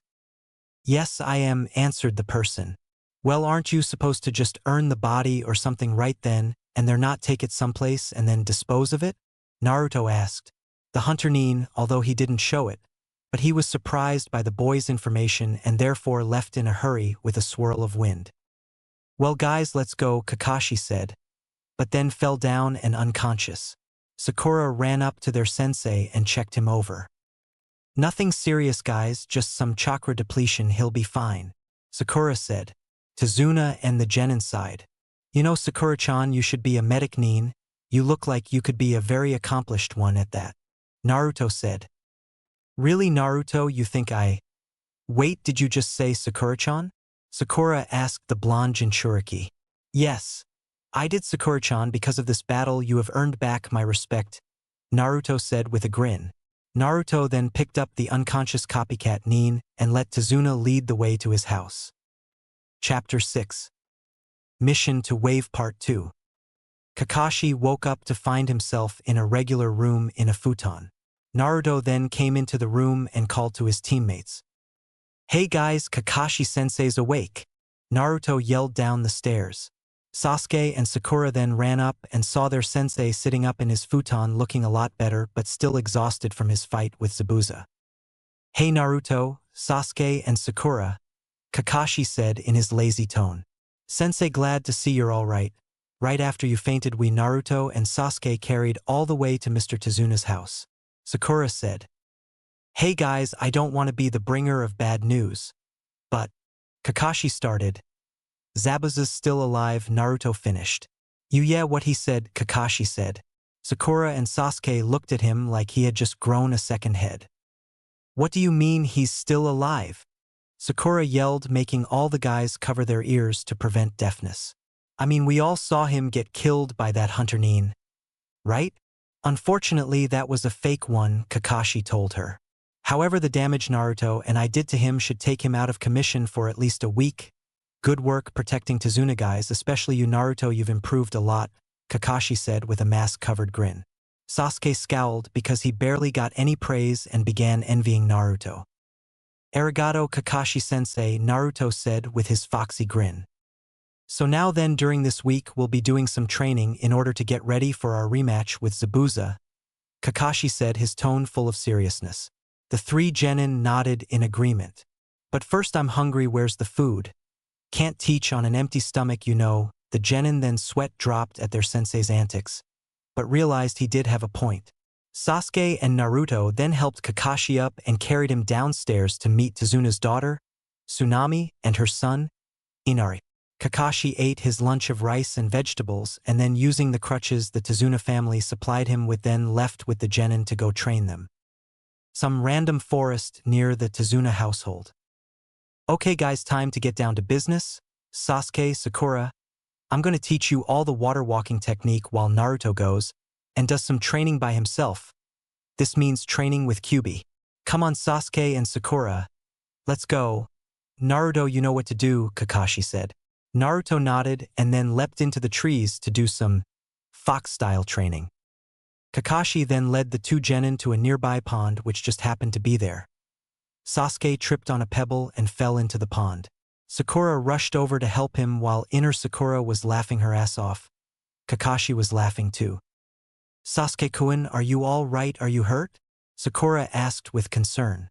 "I'm fine, Sakura," Sasuke answered, and then got up out of the pond and stood up next to a tree, soaking wet and brooding while Sakura looked at him with concerned eyes.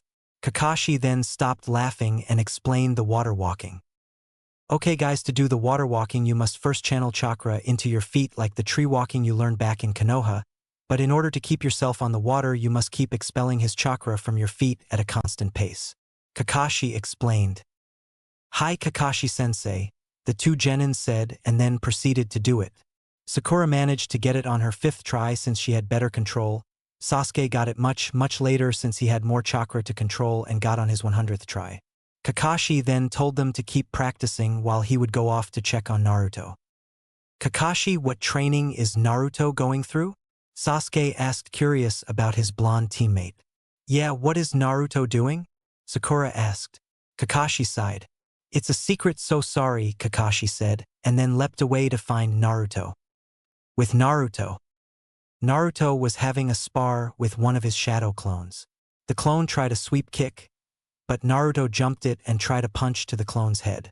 The clone ducked and tried to kick Naruto's chin, the kick that starts the primary lotus, but Naruto leaned back and dodged it and rolled back and got into the Kitsuniken stance. Naruto grinned and then rushed the clone.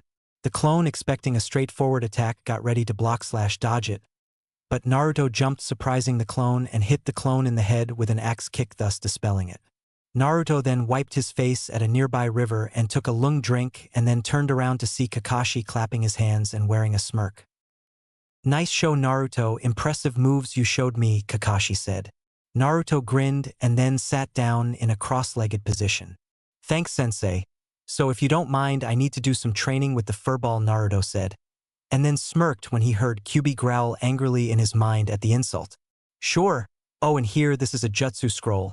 It's futon, Daitapa Wind Style, Great Breakthrough, Suetun, Suijin Hiki, Water Style, Water Wall Jutsu, Mizabunshin no Justu, Water Clone Justu, Keizbushin no Justu, Wind Clone Justu, Kage Shuriken Bunshin no Jutsu, Shadow Shuriken Clone Justu, and Kagebunshin Daibakuha, Exploding Shadow Clones.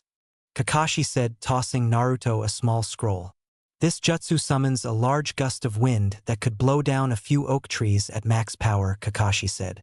Naruto thanked Kakashi and then went into his mindscape to train with Kyuubi. Kakashi then smiled at his sensei's son. This boy is destined for greatness, may even be better than his father one day, he thought, and then jumped to trees to return to Sasuke and Sakura, but didn't notice the shocked faces of a pink-haired and a black-haired genin that were racing back to the pond.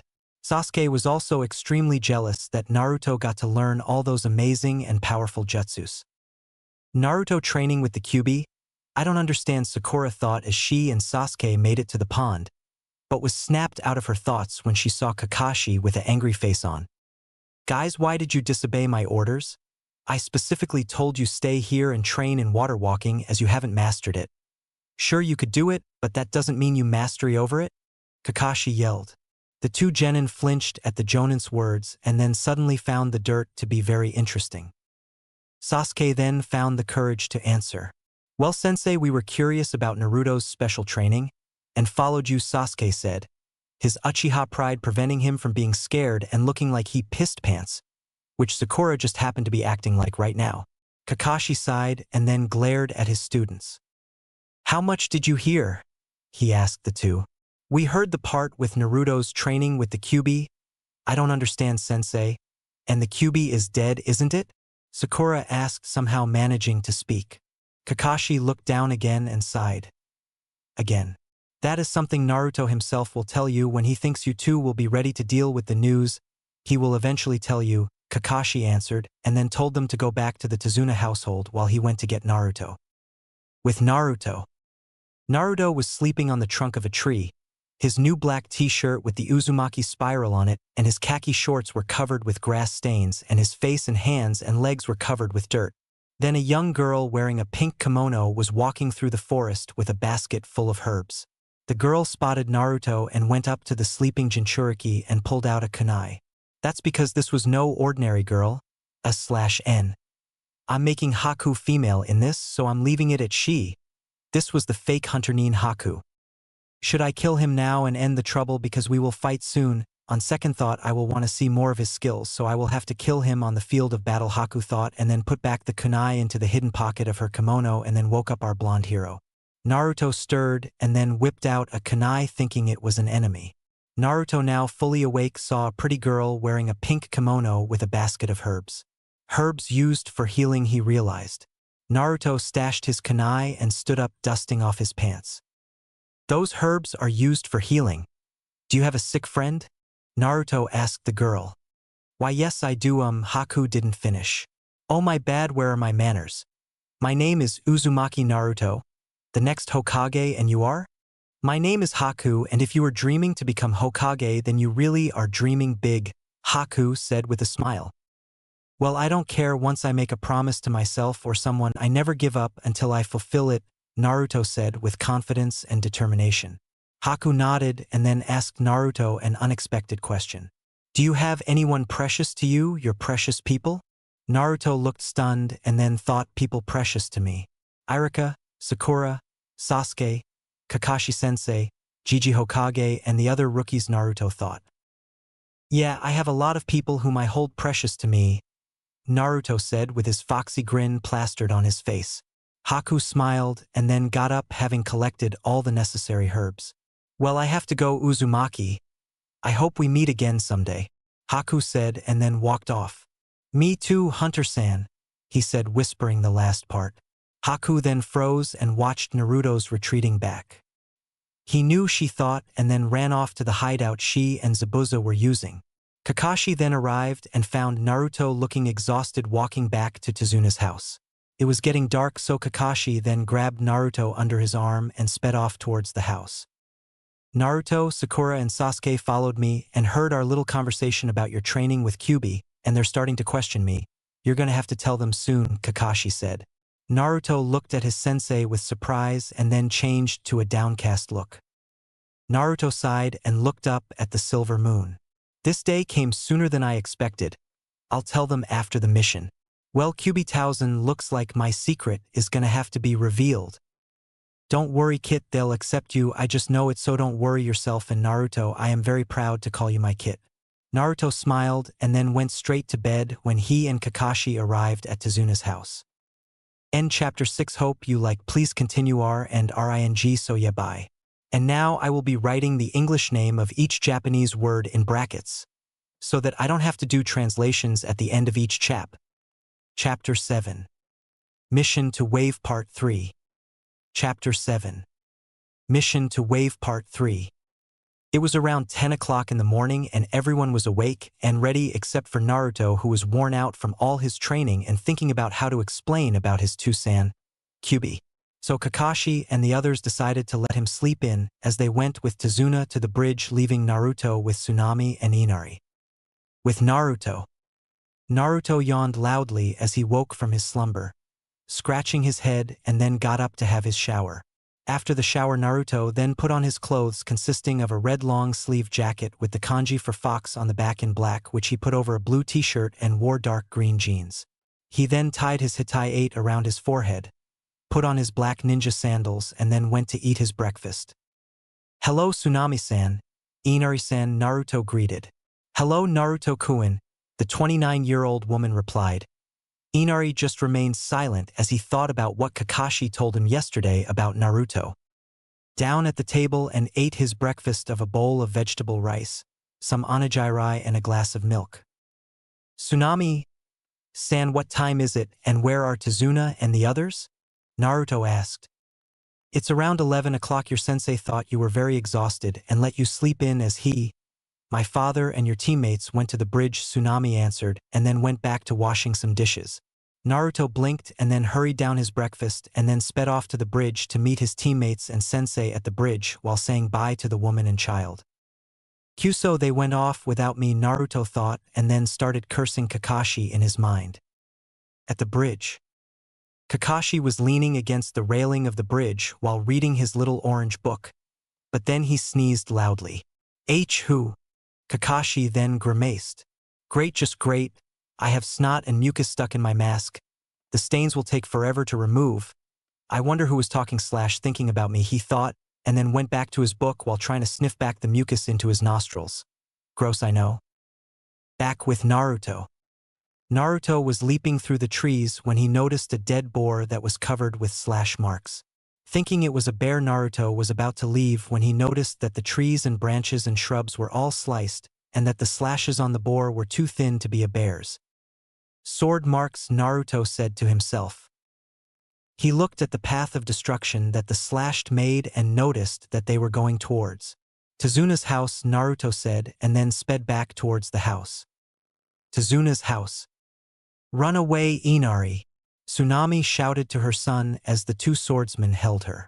One was very muscular and had scars all over him, a tattoo on his arm, and wore an eye patch and only wore sandals and long black pants. The other one was short, wore a gray sweater and green shorts and a ski cap. Inari shivered as he watched his mother get knocked out by the short swordsman. The two men grinned at Inari's expression. Haha, look at him. Just a little coward, the tall muscular one said. Inari then swallowed his fear, picked up a nearby frying pan, and then ran towards them with a battle cry. Look at him playing a hero, the short one said, and then when Inari got close enough he drew his sword and slashed Inari. The two of them laughed, but then stopped as Inari nice to poofed into a log. They then heard a laugh and saw Naruto standing behind them with Inari in his arms. Don't you know it's not nice to slash swords at people? Naruto said, wagging his finger in a no-no way. He then threw two shuriken at the two swordsmen, which they blocked with their swords. Ha, think you can beat us like that? The tall one said with a confident smirk. No, but they could, Naruto replied, pointing behind them. The two shuriken Naruto threw then poofed, revealing them to be Kagebunshin that had used the Henge no Jutsu / transformation jutsu. The clones then punched them both out and tied the two men up. Arigato / thank you, Naruto Nizan. Nii-san means older brother. Hey, remember the hero always shows up at the last minute and good job trying to protect your mom, Naruto said with a foxy grin. Inari grinned and watched as Naruto leapt away to the bridge. At the bridge, Sasuke wasn't doing well. While he was at first he had fought the fake Hunter Nin and managed to get on a punch, but then the Nin who he thought was a girl due to the Hunter Nin's voice whose name he learned was Haku, oh how right he is, give a round of applause PPL, then pulled out her Haijutsu. Makyu Hayusho / Secret Jutsu. Demonic crystal ice mirrors. He was now trapped in them and now had no way of getting out as the Hunter Nin could move faster than he could as he was being struck by Senbon from all sides. Sakura was too busy protecting Tazuna to help him and Kakashi-sensei was fighting Zabuza in the mist. Then when he thought all hope was lost he heard a familiar voice. Outside the ice prison. Hello people, Uzumaki Naruto at your service, Naruto shouted announcing his presence. Zabuza and Kakashi paused their battle to see the blonde Jinchuriki arrive. Kakashi and Sakura and Sasuke sighed in relief as they heard Naruto. Zabuza on the other hand growled in anger. You little gaki / brat, this is for hitting me with your water dragon, Zabuza said and threw a flurry of kunai at the blonde. Naruto was about to deflect them with his own kunai when some senbon needles came out of nowhere and clashed with the kunai. I am sorry Zabuza-sama, Haku said, but I want to be the one to defeat this boy, Haku finished. Zabuza nodded. Make sure you kill him painfully, he said, and then went back to fight Kakashi. Naruto then ran up to Sakura and Tazuna. Hey guys, are you all right? Naruto asked with concern in his voice. Yes. But Naruto, why are you here? You should be helping Sasuke-kun. The pink-haired banshee yelled, and then using strength she didn't know she had flung Naruto into the ice prison. /N. Just so you know, since I've had Naruto change his diet, he's as tall as Sasuke and Sakura now. In the ice mirror prison. Sasuke was thinking of a plan. Now that Naruto's here he could attack from the outside and give us the advantage. He thought, but was thrown out of his reverie as a red and green blob smashed into him. Naruto and Sasuke were rolling on the ground, but when they stopped Naruto had accidentally moved his face at the wrong time and ended up kissing Sasuke. The two boys' eyes widened and then started coughing and spitting as if they had the plague. Meanwhile Haku was trying her best not to laugh at the scene so that she couldn't lose her focus on the mirrors. You kissed me, Sasuke yelled, wiping his mouth. Well, sorry. If it weren't for that pink-haired team / bastard throwing me in here, this wouldn't have happened, Naruto yelled back, also wiping his mouth. After that the two genin got up and then faced Haku, who had gotten over her feeling to laugh when saw the two boys staring at her ready to fight. Hello Naruto-san, Haku said. Haku, Naruto replied in a monotone. Sasuke blinked and shook his head. You two know each other? Sasuke asked. Not really, Naruto replied. Naruto then some hand signs Keton. Gukakyu no Jutsu / fire style. Grand Fireball Jutsu, he yelled. The large fireball spewed out of Naruto's mouth and at the mirrors, expecting them to melt. But they didn't. Naruto, fire doesn't work on these mirrors, I tried, Sasuke said. That would have been nice to know, Naruto said in an annoyed tone. Haku, tired of the boys bickering, began moving at her high speeds, throwing her senbon at the two. Sasuke and Naruto then began dodging the flying projectiles, but couldn't avoid them, all due to the sheer numbers of the needles, sticking them in many places. It was a miracle that the senbon didn't hit their genitals, which I find to be very weird in the anime and the manga, until they looked like human pin cushions. Naruto then made about 100 cage bunchins. Sasuke made about 10 since his chakra was lower. The Naruto and Sasuke clones then did a rapid barrage of Keton. Gukakyu no Justice / fire style. Grand Fireball Jutsus, they managed to get some of them to melt due to the extreme heat, but not completely. Haku then knew that if this kept up, some of her mirrors would be destroyed and destroyed all the clones and hurting Naruto and Sasuke too, but was cut on her ankle by Sasuke. How did he cut me? It's not possible, Haku thought. Then she looked at Sasuke and noticed the change in his eyes. They changed from coal black to blood red with 2 tomo in each one. Sharingan / mirror will I, Haku realized. Naruto got up and also noticed Sasuke's eyes. Sasuke, good job on activating your Sharingan, Naruto said with a grin. Sasuke looked into one of the mirrors and saw his reflection. Naruto was right, he finally unlocked his dojutsu/I technique. Haku then knew she couldn't let this fight drag on any longer and then went to attack the boys. Naruto got cut, but Sasuke managed to block most of them. Haku then noticed Naruto struggling on the ground and then went towards Naruto to kill him. Sasuke saw this and rushed to block Naruto. Naruto saw Haku rushing at him for the killing blow. Naruto then closed his eyes waiting for the pain, but it never came. Naruto opened his eyes and saw Sasuke standing in front of him and Haku flying backwards towards the mirrors. "Sasuke, you did it!" Naruto yelled, but his happiness was short-lived as the body of the great Uchiha Sasuke fell. Naruto gasped and caught the Uchiha prodigy. "Why, Sasuke? Why did you take that blow for me?"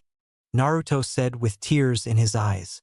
He and Sasuke had grown rather close over the past 2 months, and a week they had been on a team, like best friends. "I don't know, my body just moved on its own," Sasuke said while coughing. "Look, Naruto, even though I envied you because you got trained by yourself and got to learn all those amazing jutsus, I always saw you as my best friend." Sasuke then became still. Naruto cried as he saw his best friend die before his eyes. "He was a great shinobi," Haku said with remorse. Naruto's body shivered as he cried, but in Naruto's mindscape Kyuubi saw everything and then gave Naruto some of his chakra, enough to heal him and give him the power to gain revenge. "That Haku bastard will die today," Kyuubi yelled and let out a roar as he gave Naruto his Yukai/demon chakra. Haku gasped as she saw Naruto's body start to be surrounded by red chakra, and it also gave of a bloodlust greater than even Zabuza. The chakra then manifested into the head of a fox. The fox let out a howl before entering Naruto. Naruto's nails became claws. His whisker marks became darker, and then Naruto turned around looking at Haku with the blood-red eyes, the eyes of the Kyuubi no Yoko. Outside the mirrors, Kakashi had just been slashed across his chest protecting Sakura from Zabuza. But then he and the others felt a feeling of bloodlust and major killing intent wash over them, making even Zabuza and Kakashi shiver. "What is this feeling?" Sakura thought, her legs giving out from fear. Tazuna also lost feeling in his legs and sat down hard on his ass. Kakashi knew what this feeling was. It was the killing intent of the Kyuubi. "This chakra, it can't be Kakashi because it's too much foe even him.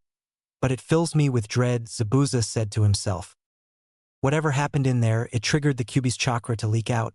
But I sense that the seal is still holding. We are safe," Kakashi thought, and then took out a scroll, wiped the blood on his wound onto the paper, and then rolled it back up. "Look, Zabuza, we're both busy men, so I'm going to end this quickly," Kakashi said into the mist. "How, Kakashi, you can't even see me?" Zabuza said with a chuckle. Kakashi then did a few hand signs and called out the name of his jutsu. "Doton, Fanged Vengeance Jutsu. I don't know the Japanese name for it," Kakashi said. He slammed the scroll onto the ground, and then a large number of dog summons sprang up from the earth, each one wearing a leaf headband like a collar, and latched themselves onto Zabuza, who couldn't move from the pain. "When your eyes and ears have failed you, always follow your nose," Kakashi said in a confident tone. Back in the ice prison, Naruto's wounds were healing before Haku's eyes, who was right now scared out of her pants or kimono thing. "I don't care." Naruto then rushed forward with amazing speed on all fours. Luckily Haku had some speed too, and if it weren't for that she would have been dead. Naruto then stopped and looked around for Haku, sniffing the air like an animal. Haku then flung a barrage of senbon at him, hitting him all over his back. Naruto then roared and let out a burst of chakra, expelling the senbon from his body, forcing some of the mirrors to crack from the force of the chakra as well. Haku then flung some more senbon at Naruto's face. Naruto saw Haku and then ran towards her and roared, sending a chakra pulse deflecting the senbon. He stopped them without even touching them, she thought. She then appeared in a mirror of Naruto's unprotected back, clutching some senbon in her hand. "This is the end," she said, and dropped down on Naruto. But Naruto heard her and then jumped to the side while tumbling, shifted his body and landed on his feet, using his claws to scrape against the ground to stop himself. Naruto's blood-red eyes then stared at Haku with the instinct to kill her. Haku then rushed to the mirror behind Naruto. Big mistake. Naruto, using his enhanced strength, speed and reflexes due to the Kyuubi managed to grab Haku's wrist, stopping her movement. Impossible, he caught me, Haku said. Naruto roared, crushing Haku's wrist and giving off chakra in waves. Naruto then channeled most of the Kyuubi's chakra into his right fist and then… Pow! Naruto punched Haku in the face, hard, really hard, and sent her crashing through a mirror and flying a few feet before landing ungracefully. Since her focus was broken, demonic ice mirrors were destroyed and were falling to the ground. Naruto then stood there in a menacing way. Haku got up and her mask fell off, revealing a pale face and brown eyes staring at Naruto. Zabuza-sama, I have failed you, and Naruto, I hope you accomplish your dream, Haku whispered to the wind. Naruto, still with the fox's chakra in his system, rushed at a goddamn fast speed. His right fist ready to end the fight, but stopped when he saw Haku's face. The Kyuubi's chakra then immediately left his system and Haku looked at the shorter boy with surprise. Haku-san. Naruto said, his fist still poised to punch Haku's face. Naruto-kun, why have you not killed me as I have killed one of the people you hold precious to you? She said, looking at Sasuke's still body. Naruto turned and also saw Sasuke's body. Naruto then took out a kunai and was about to kill Haku when she stopped him. Sorry Naruto-kun, but I can't die now, Haku said and disappeared in swirl of vapor. With Kakashi and Zabuza. Zabuza, you are a loose cannon and now you will die today, Kakashi said, holding a ball of chakra and lightning in his palm. Kakashi then rushed at the pinned Zabuza. He's still bound by the dogs. Raikiri/lightning blade, Kakashi yelled. He then rushed forward, his lightning-covered fist aimed at Zabuza's heart, but he didn't notice the ice mirror forming behind Zabuza. A hand is thrust, blood flies, someone dies. Kakashi looks and finds that Haku is struck in her heart with the Raikiri. Blood splattered all over her body and Kakashi's and Zabuza's face. Zabuza Sarame, Haku stuttered and then died with an arm through her chest. Haku. No, why Haku, why? Zabuza screamed. Looks like you missed. But I'm not going to kill you for money, I'm going to avenge Haku. Now die. Zabuza then sloppily attacked using his sword in his left hand. But Kakashi avoided it and stabbed him in the shoulder, rendering it useless. Kakashi then jumped away and closed Haku's eyes and rested her on the ground. Zabuza then appeared behind Kakashi, but got punched in his face. He then tried to slash Kakashi with the sword in his right hand. But Kakashi appeared behind him and was about to strike him in the neck with a kunai, but Zabuza twisted his body so that it stabbed him in the other shoulder. Zabuza, give up. You can't win. You've lost both your arms and the only person you hold dear, Kakashi said. Zabuza sighed, but then growled when he heard some laughing behind him. There stood a short man in a business suit with a lot of ninja and samurai behind him. Gatu will now kill you, for you have just finished your use to me, Gatu said. His lackeys laughed along with their boss. Naruto then came out with Sasuke's body and rested it by Sakura, who was now crying her eyes out. Tazuna felt sorry for her and now understood the life of a ninja. Naruto then stood with Kakashi and Zabuza facing Gatu. Hey kid, can I borrow a kunai? Zabuza asked Naruto. Sure, Naruto replied, tossing him one from his kunai holster. Zabuza caught it in his mouth and then rushed towards Gatu. Gatu then ran to the back of his little mob. Kill him, Gatu yelled to his lackeys. The mob then got ready to attack Zabuza when the cloud behind Zabuza took a rather ominous shape, the shape of a demon. Zabuza used their fear to an advantage, slicing them all to get closer to Gatu. Zabuza was stabbed all over his back, but he kept going. Why won't you die? Yelled one of the samurai guards. Zabuza then reached Gatu and stabbed him in the stomach. Gatu gasped in pain and surprise. You're going to hell with me, Gatu, Zabuza said menacingly, and then removed the kunai from Gatu's stomach, blood spewing out like water from a fountain. Zabuza then leaned back and then, using his lone kunai in the mouth, cut off Gatu's ugly little head, sending it flying like a comet with a tail of blood.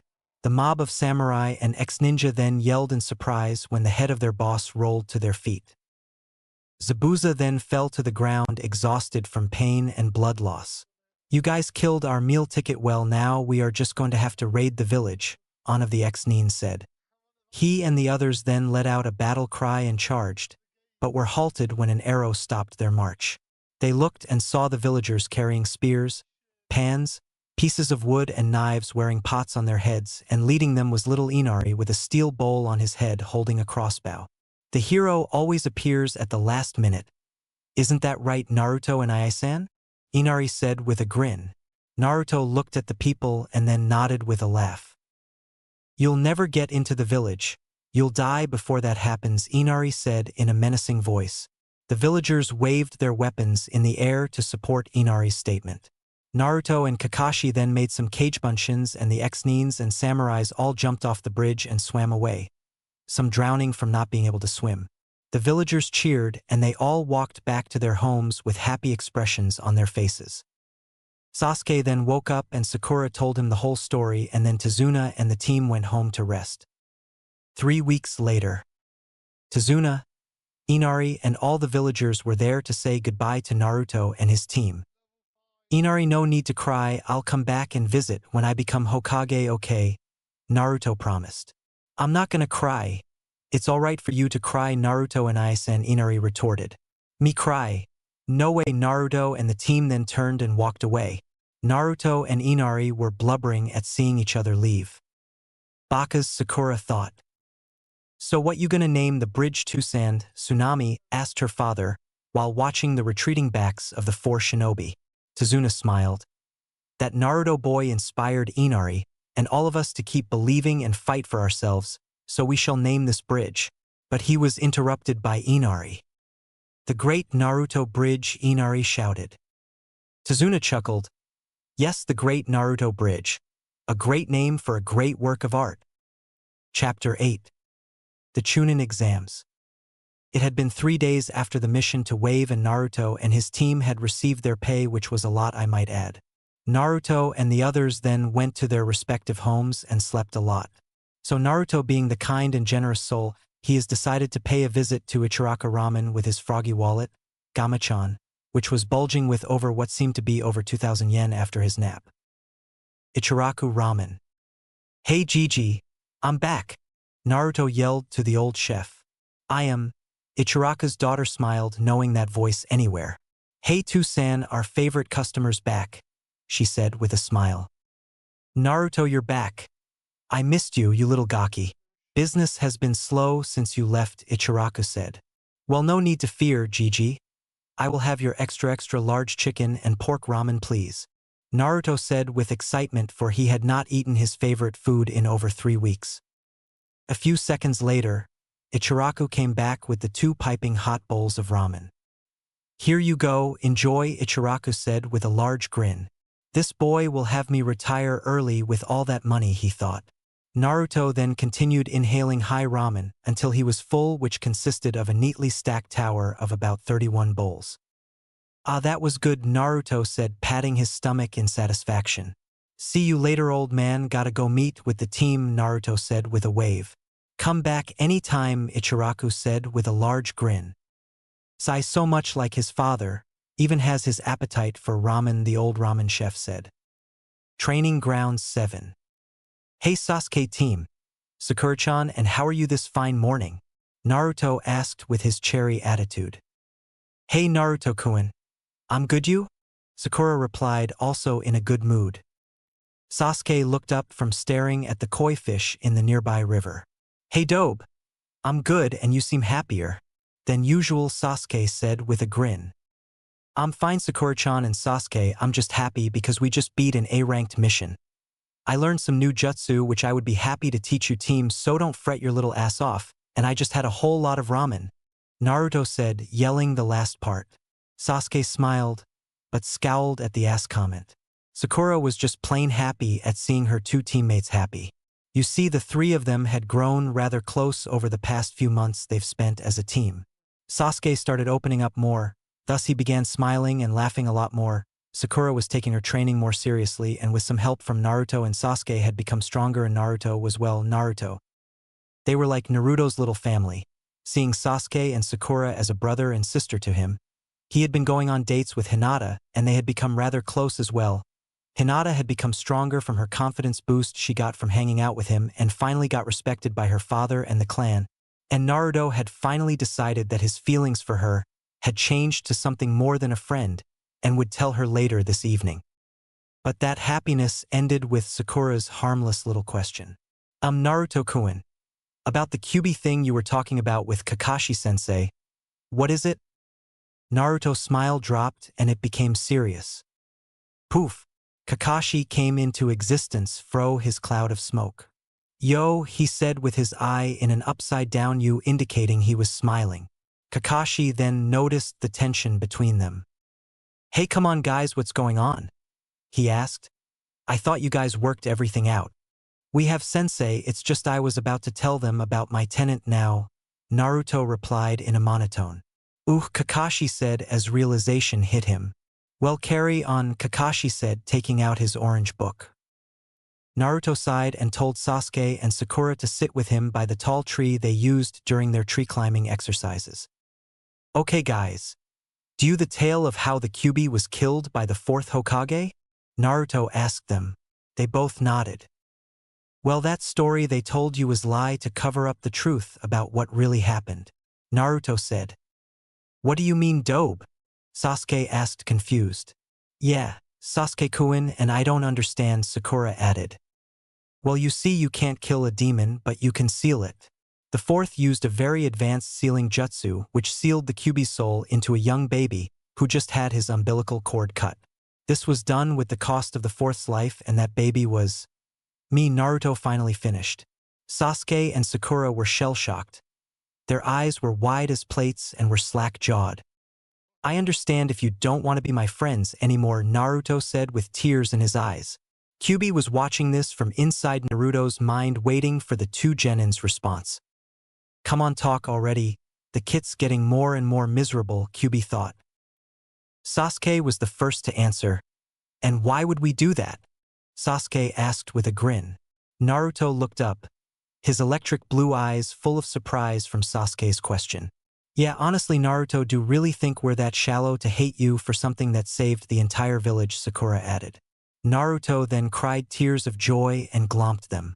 Arigato, Nei-chan, and I-san, Naruto sobbed. The raven-haired boy and pink-haired girl smiled softly and rubbed Naruto's back in comfort. You're welcome, and I-san, they both thought. Kakashi was watching the whole thing from a distance. Well, looks like things will be a lot different from now on. Oh, right, training, Kakashi said. All right, guys, time to train, Kakashi said, appearing in front of them. The three of them stopped their little hugging thingy and Naruto wiped his eyes and then got ready for today's fun activity. Bring it on, sensei, we can take it, Naruto said, his eyes full of determination. All right then, you all will spar with me until you can beat me again, /n. Kakashi said about how they beat him during their first meeting, and then Naruto will train with Kyuubi after, while I train Sasuke and Sakura in some ninjutsu, Kakashi said. The three genin nodded and then got into fighting stances. Okay, and start, Kakashi said. The three genin rushed the jonin as fast as they could, but Kakashi easily dodged their rush attack, but didn't see some of Naruto's Kagebunshin come up from behind. Kakashi, sensing the clones' movement, turned around and caused them all to be dispelled with a few sharp blows. The scenery then started changing before the jonin's eyes, changing from a training ground to a cherry blossom forest. Sakura's genjutsu, Kakashi thought. Kakashi was then slashed on his leg, some blood dripping out of the small cut. He was being continuously slashed from all sides before he dispelled it by forcing a lot of chakra from his body to destroy the genjutsu. Kakashi stood there panting.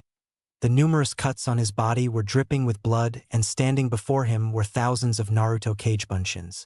Kakashi, knowing this was getting serious, raised his Hitai 8, showing his dreaded Sharingan eye. Seems you're taking this seriously now, aren't you, sensei? Naruto said. Yup, and I'm not holding back, Kakashi replied. He then began destroying clone after clone. One of the clones tried a punch to the head and another, a chakra-infused kick to Kakashi's chest. Kakashi ducked under the punch and grabbed the other clone's leg and threw it into another clone. A fireball then plowed through the clones and towards Kakashi, destroying a lot of clones in the process. Kakashi jumped the flaming sphere of doom, but saw Sasuke, Sakura and Naruto about to do a triple punch to his head, but unlike before, he was prepared and kicked Sasuke in his chest, punched Sakura in her stomach and kicked Naruto in the groin. A slash and ouch. The three of them then poofed into smoke, indicating they were cage bunchins. Kakashi landed on the ground when he saw a gale force wind heading towards him. Futon. Daitapa, Naruto yelled. Katan. Karawenden no Jutsu, Sasuke yelled. The wind then mixed with the flaming dragon, making its flames more powerful as it sped towards the Jonin with a roar. Kakashi then made some hand signs. Suten. Suijin Hiki / water wall jutsu. That's how you spell the Japanese for water wall, right? The wall of water then rose up from the river and moved in front of Kakashi, protecting him from the fire blast. But Sakura came up from behind and held a kunai to his throat. We win again, sensei, Sakura said with a cute smile. Kakashi sighed, this starting to get old? I need to come up with some new stuff, he thought. Good job, guys. But looks like I won't be able to train you anymore. That spar took a while, so you can go home, Kakashi told them. The three genin then got up from their rest to go home. Oh wait, I almost forgot. Here, take these, Kakashi said, holding 3 pieces of paper in front of them. They each took one. What are these? Sasuke asked. Those are your applications for the Chunin exams that will be held here in Konoha, the Jonin told Sasuke. You really think we're ready for this big of a tournament? Naruto asked. Kakashi nodded with a smile. Yatta! The 3 genin cheered. They then rushed to Ichiraku to celebrate. Kakashi chuckled at their antics and then took out his Ika Paradise book. John then went to go see Linda at the hot springs. Kakashi read with a perverted giggle. After their celebration and coming up with new strategies for the exams, Naruto went to the Hyuga compound to talk with Hinata. Naruto arrived at the gates of the clan and spotted a guard there. Hey Hyuga-san, may I see Hinata please? Naruto asked. Of course Uzumaki-san, follow me, the guard said. You see, the elder Hyugas knew of Naruto's heritage and treated him with respect, but knew not to tell their children, especially Hinata. Here you are, the guard said as they reached the main branch building. Arigato, Naruto said as the guard used Shunshin no Jutsu / body flicker jutsu. Naruto then knocked on the door. Coming, said a female voice from inside the house. The door opened, revealing Hinata. Oh, Naruto-kun, what are you doing here? She asked him. Naruto gulped and began his sentence. Well, you see, Hinata-chan, after all the time we've spent together, I had come to terms with myself that I'm that gulp. That what? Naruto-kun, Hinata asked with an amused grin, knowing what he was going to say. Come on, Kit, you can do it, just say it. I know it's hard. Believe me, I know, Kyubi said, encouraging his son. All right, to sensei, here I go, Naruto replied. Atta boy, Kyubi said with a grin. Naruto then took a really deep breath. I really like you, Naruto said quickly with his eyes shut tight. Hinata chuckled and then kissed Naruto on the lips. Naruto's eyes widened before he melted into the kiss. Hinata then smiled before saying, I do to Naruto-kun. Naruto smiled his foxy grin before leaving the Hyuga compound to his apartment, humming a little tune and walking with a little spring in his step. Hinata giggled before going back into her house, watching her Naruto-kun walking home. The next day, Team 7 was walking to the building where the Chunin exams were being held when they noticed they were being followed by a strange square rock with eye holes and perfect angles. The 3 of them sighed before turning around to face the rock. You can come out, Konohamaru, Naruto said in a bored tone. The rock then disappeared in a poof of smoke, revealing 3 small kids who were coughing from the smoke. One kid had brown hair, black eyes, and was wearing a black shirt with black pants, glasses, and had snot dripping out of his nose, and this was Udon. Another was a girl who had her hair tied up into things, /N. I don't know what that hairstyle is called. Her hair was a golden brown, she had brown eyes, and was wearing a pink t-shirt and black pants. Moegi was her name, and well, you all know Konohamaru. Hey boss, can we play ninja with you? Konohamaru asked. The boy then froze when he saw Sakura. Hey boss, is that your girlfriend? He asked, wiggling his pinky. Sakura blushed, but Naruto maintained his cool. Nah, Kono-san. She's just a friend, besides she's Sasuke's girl, Naruto finished, making Sakura and Sasuke blush. It was true. Since Sasuke began opening up Sakura and Sasuke became a couple. Konohamaru nodded before asking his previous question. Sure thing. Okay, all you guys have to do is try and catch that kunai in 10 seconds, he said, throwing a kunai around a nearby bend. Yatta, Konohamaru yelled in excitement as he ran after the lone kunai. He raced around the corner until… wham! He ran smack into the body of a tall boy, about 1 year older than Naruto, and was wearing a full bodysuit that looked like a cat, Kankuro, and standing behind him was a blonde girl, who looked around 15, had her hair tied into 4 ponytails and carried around a big-ass fan with her, Tamari. Hey, that hurt, Kankuro said with a sneer as he hoisted up Konohamaru by the abnormally long scarf. Itai, Konohamaru said as he winced in pain. Let the gaki go, Kankuro. We didn't come here to cause trouble, Tamari said. But Tamari, he ran into me, and it hurt, so I'm just returning the favor, Kankuro replied in a whiny voice. Hey, let him go, Naruto said as he and his team rounded the corner. They got worried when Konohamaru didn't come back for a while.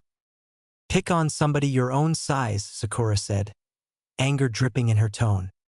No, Kankuro said with a grin and squeezed harder around Konohamaru's scarf, making choke. Darkness surrounding his vision as he began to black out from lack of oxygen. Naruto then threw a kunai at Kankuro, who easily dodged it, but let go of Konohamaru in the process.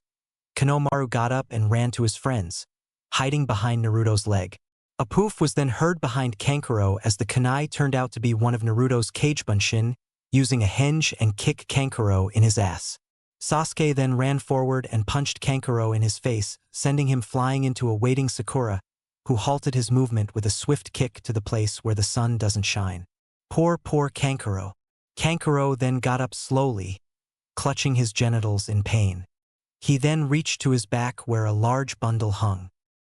No, Kankuro, don't reveal Karasu yet, Tamari said with panic in her voice. Kankuro was about to shout back, but he then heard a voice which froze his movements from fear. Kankuro, stop it, the voice from a nearby tree said. All the heads turned to see a red-haired boy around Team 7's age. He wore a black and brown sash-like outfit which he wore over a fishnet shirt and black pants and carried on his back what looked like a giant gourd. Gaara, they started it, they. Kankuro tried to explain, but was cut off. Shut up or I'll kill you. You're a disgrace to Sunagake, Gaara said. Kankuro immediately closed his mouth. Team 7 was feeling a bit off because of the killer intent he always spoke with in each sentence. Gaara then looked up at Team 7. They managed to trick Kankuro and kick him in the balls. They must be really good. I like their style, Gaara thought. He then shined in front of Kankuro in a whirl of wind and sand. Gomen for the unnecessary fight. I'm Sabaku no Gaara, what are your names? Gaara said as he introduced himself. Uzumaki Naruto. Uchiha Sasuke. Haruno Sakura. Gaara nodded. I look forward to facing you 3 in the Chunin exams, especially you, Uzumaki Naruto. There's something about you that will make our battle worthwhile, Gaara said in his monotone, and with that he and his siblings left. Konohamaru then took this as his sign to leave and sped away to find his friends. The 3 genin just stood, with their eyes fixated on the spot where Gaara stood. Hey kid, Kyuubi said out of the blue. What Tusan? Naruto asked. That Gaara boy, he's the Ichibi, Shikaku's Jinchuriki. Shikaku has the most bloodlust out of all 9 of us. But I'm still stronger, so no need to fret, Kyuubi said. Are you sure, Tusan? Naruto asked, thinking Kyuubi was kidding. As sure as I have 9 Ninetales, Kyuubi replied. Naruto gulped at this. Another Jinchuriki in the exams meant this exam was about to be even more dangerous than already is. Hey guys. Kyuubi, Tusan says how Gaara is a Jinchuriki like me, Naruto said, turning to his teammates. What are you sure, Naruto? Sasuke and Sakura said in unison. Naruto nodded and grimaced along with his teammates. Which one? Sakura asked. The Ichibi, Shikaku. Kyuubi says how he had the most amount of bloodlust out of all 9 Biju, Naruto replied as he grimaced along with his friends. Well, we have to avoid their team at all cost before the finals. Alright, Naruto said. Sasuke and Sakura nodded, and then together they left towards the Chunin exams building. Chunin exam building. Naruto, Sasuke and Sakura walked upstairs to the second where a whole crowd of people were gathering outside a room with a sign on it saying, Chunin Examination Room. Then a boy wearing a green leotard, had a bowl haircut and extremely bushy eyebrows had gotten kicked in his face by one of the kids guarding the door. If you guys can't beat us, you've got no chance at becoming Chunin, one of them said. Hey guys, this is only the second floor. We should go on ahead, it would lessen the competition a bit, Naruto whispered to his teammates. They both nodded and followed Naruto to the stairs leading to the third floor, but apparently the leotard-wearing guy was following them, leaving his teammates. A Hyuga who had a really long ponytail, wearing a white shirt and black shorts, and a girl wearing a Chinese-style shirt and black pants. Some big room leading to third-floor stairs. Hey Uchiha, a voice called from a nearby balcony. Team 7 looked up towards the balcony and saw the bushy-browed, green leotard-wearing boy who looked around 1 year older than them. The boy then jumped down, glaring at the team before spying Sakura. A smile then cropped out on his face and he winked at her. A little heart then all of a sudden flew out of his eye, a /N. Like in the anime. Sakura screamed in fear and hid behind Sasuke to avoid it. Sasuke-kun, that bushy-browed freak has a crush on me, she whispered to him. Sasuke then glared at the boy. No one makes a move on his girlfriend. And oh one. I am Rock Lee, and I would like to fight you to test my flaming powers of youth over your genius. And if I win, I get to take Sakura on a date, Lee said. Naruto then walked up and whispered something in Sasuke's ear. Sasuke looked surprised for a while before nodding. Sorry bushy brows, but maybe next time during the exams, and also Sakura's my girl, alright, Sasuke said, and then turned to go to the exam room. Lee then sat down and sobbed rivers before composing himself and went back to his teammates. Chunin examination doors. Naruto, Sasuke and Sakura then arrived at the doors to the examination room and then saw their silver-haired sensei. Hey guys, Kakashi said, looking up from his little orange book. Kakashi-sensei, what are you doing here? The three genin asked the jonin. Kakashi chuckled. I'm here to see my star students off before they become Chunin. That's what. Kakashi said with a grin. Naruto grinned. Well, we will become Chunin and we will totally kick some ass, right guys? Naruto said, turning to his teammates. Of course, Baka. What else do you expect from the first team ever passed by Kakashi of the Sharingan? Sakura said, smiling. Sasuke just grinned and gave a thumbs up. Well, good luck guys, not that you need it, Kakashi said before poofing away. Sakura and Sasuke then each opened a door with Naruto walking through it.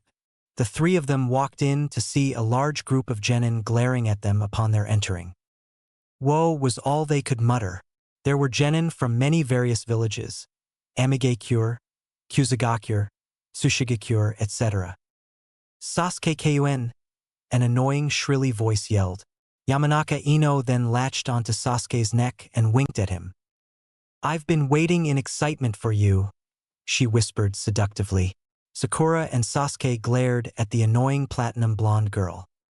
Ino pig, let your stupid hooves off of my Sasuke-kun, Sakura said with a lot of killer intent.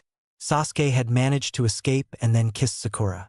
Sasuke then stopped, looking at a shocked Ino. See Ino, Sakura-chan and I are a couple, so leave us alone, he said with a smirk. Ino growled and then started to lunge at Sakura before she was interrupted by Naruto. Yeah, Ino, leave my teammate alone, now, Naruto added. Ino glared at Sasuke, but gasped when she saw Naruto. Naruto, is that you? She asked. Naruto was dressed in a dark blue, short-sleeved t-shirt with the kanji for fox on it, which he wore over his vest. It also showed off his muscles. He also wore a pair of black long pants, like in Shippuden, with his black ninja sandals. In the flesh, he said with a grin. Hey Ino, could you keep it down? It's really troublesome when you yell, a lazy voice said. There stood Nara Shikamaru with his trademark, hands in his pockets, with a Kimichi Chuji, who was eating away at a bag of chips. If it isn't the Baka duo, Sakura said with a smirk. Will you please stop calling us that? Shikamaru asked with annoyance. Nope, she replied. Shikamaru sighed before walking over to the window to look at the clouds. Hey Sasuke, a loud and brash voice yelled from the other side of the room. Inuzuka Kiba, Aburame Shino, and Hyuga Hinata. Team 7 turned to face Team 8 as the former walked over to the latter. "Hey Hinata-chan," Naruto said with a smile as he walked over to Hinata and then gave her a kiss on the cheek. Hinata giggled at his show of affection. "Good to see you too, Naruto-kun," Hinata said.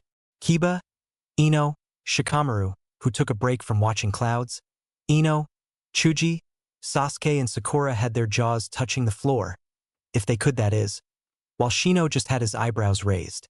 Naruto and Hinata looked at them with a chuckle. "Oh right, guys, I forgot to tell you. Me and Hinata are together, and so are Sasuke and Sakura," Naruto said. Their jaws dropped lower than before, except for Sasuke and Sakura, who blushing, turning into human tomatoes. "Hey, rookies, put a lid on it. Some people would kill you for being loud if this wasn't just the waiting room," a young man said. The Rookie 9, as they have been dubbed, looked to see a young man with silver hair in a ponytail, glasses, and wearing a purple and gray top with black pants. "And who are you, to tell us what to do?" Kiba asked in a cocky tone. "I'm Yakushi Kabuto, and I'm someone who failed the exams over 5 times, Kabuto said. Naruto and the others were shocked. Were the Chunin exams that hard? "Since you're a regular, can you tell us about this exam?" Naruto asked. Everyone, except Hinata, Sakura, Sasuke, and Shikamaru, looked at him weird since the other 4 knew about Naruto's hidden intelligence. "Yeah, sure," Kabuto said. He then took out a pack of cards from his pocket and took one out of the pile. "What are those?" Ino asked. "These are information cards that are specifically designed and made, by yours truly, to store any information that I have gathered and then relay it to my allies by just shoving chakra into the card," Kabuto replied. "How?" This time asked by Hinata, her head resting on Naruto's shoulder. "Like so," Kabuto said, shoving some of his chakra into the card. Then a map of the elemental continent appeared along with some holographic bar graphs.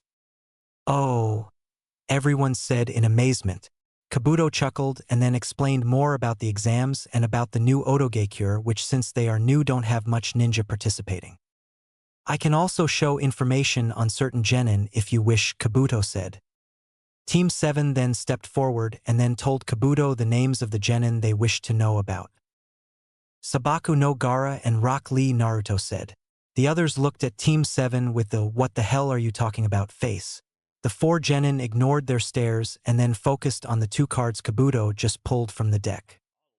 "Let's see Rock Lee. He's a genin from Konoha just like most of the genin here, but he's 1 year older than you. He has practically no stats in Jinjutsu and Ninjutsu, but his taijutsu skills are through the roof. His teammates are Hyuga Niji." Hinata frowned when she heard her cousin's name, but regained her composure. "And Tenten and his sensei is Mato Guy, the best taijutsu user in Konohagakure.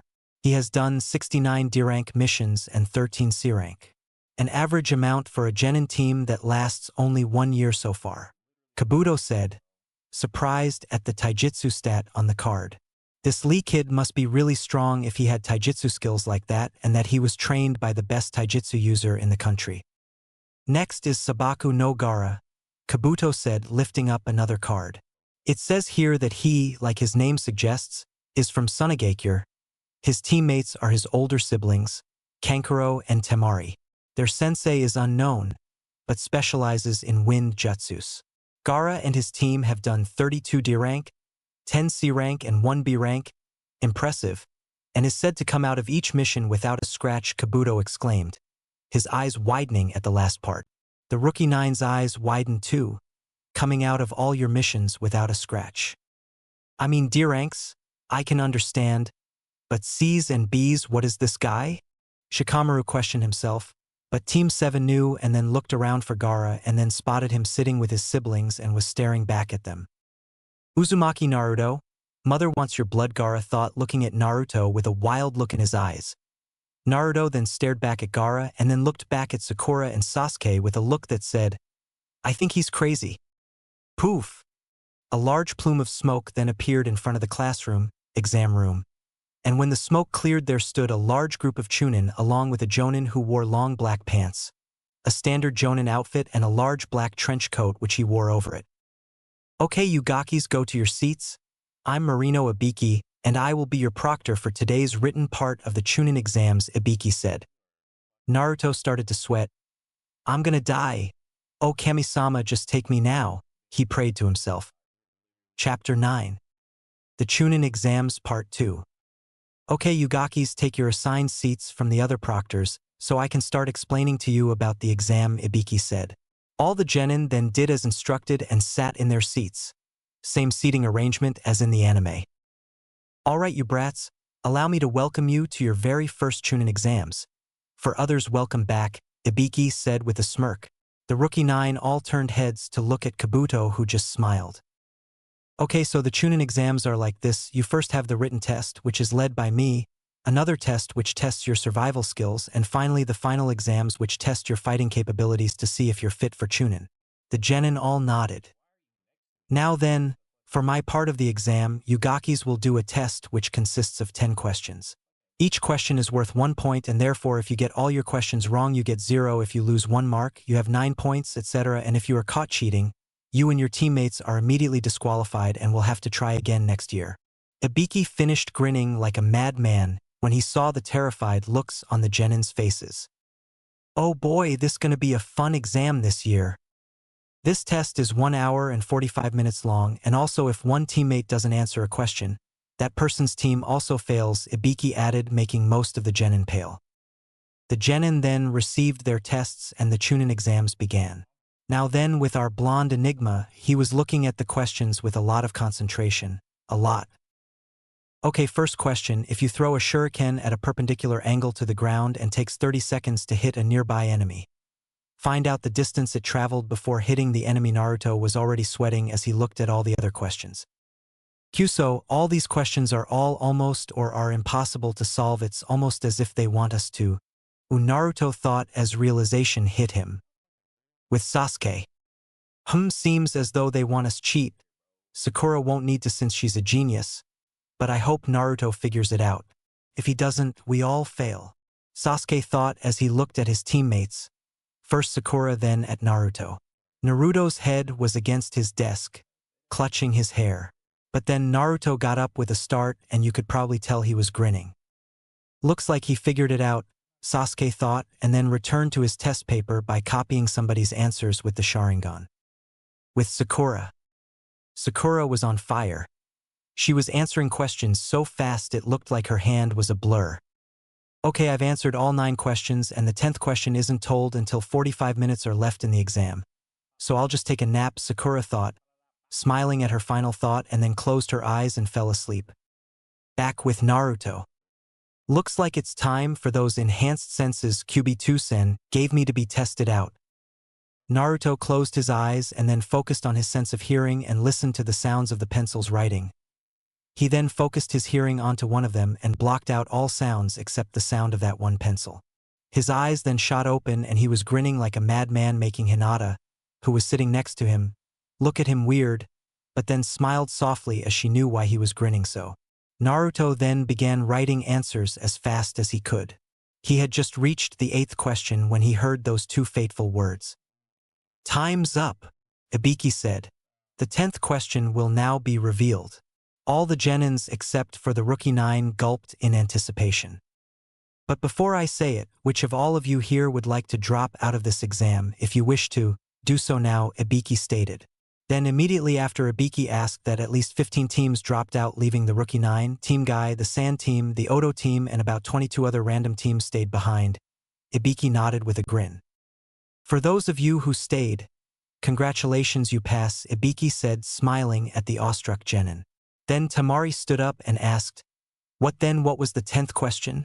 Ibiki was about to explain, but Sakura got to it first. Well, you see, the point of this exam was to do information gathering. A ninja is required on some missions to get information. However, the 10th question was made to test if those who stayed are ready for the tasks ahead on the road to becoming Chunin, so therefore you could have just done this test without answering a single question, Sakura answered with smile, proud of her answer. Ibiki nodded and then removed his bandana around his head. The girl is right, information is important and could help during, for example, the Third Great Shinobi War, he said, and then completely removed his headband, showing he had burn marks, long scars and puncture marks from screws being inserted into his skull. The genin all felt like they wanted to hurl, some on the verge of doing so. Sometimes information can cost you your life, and as you have just seen, I nearly lost mine in the effort to do so, Ibiki finished while tying his bandana back on. Crash! A nearby window was shattered and a rolling black blob came through it. Kunai then pinned themselves to the four corners of the front wall, showing a black tarp the size of the wall, and written on it, it says, "NKO rules." And there standing in front of said wall was a woman, probably early 20s, with purple hair, and was wearing a skirt and a wire mesh bodysuit, and over that she wore a long, large yellow/brown trench coat. /N. If it wasn't for the trench coat and the skirt, she'd be a walking Ica paradise. Alright brats, your time with Ibiki is over, and now you are to come with me.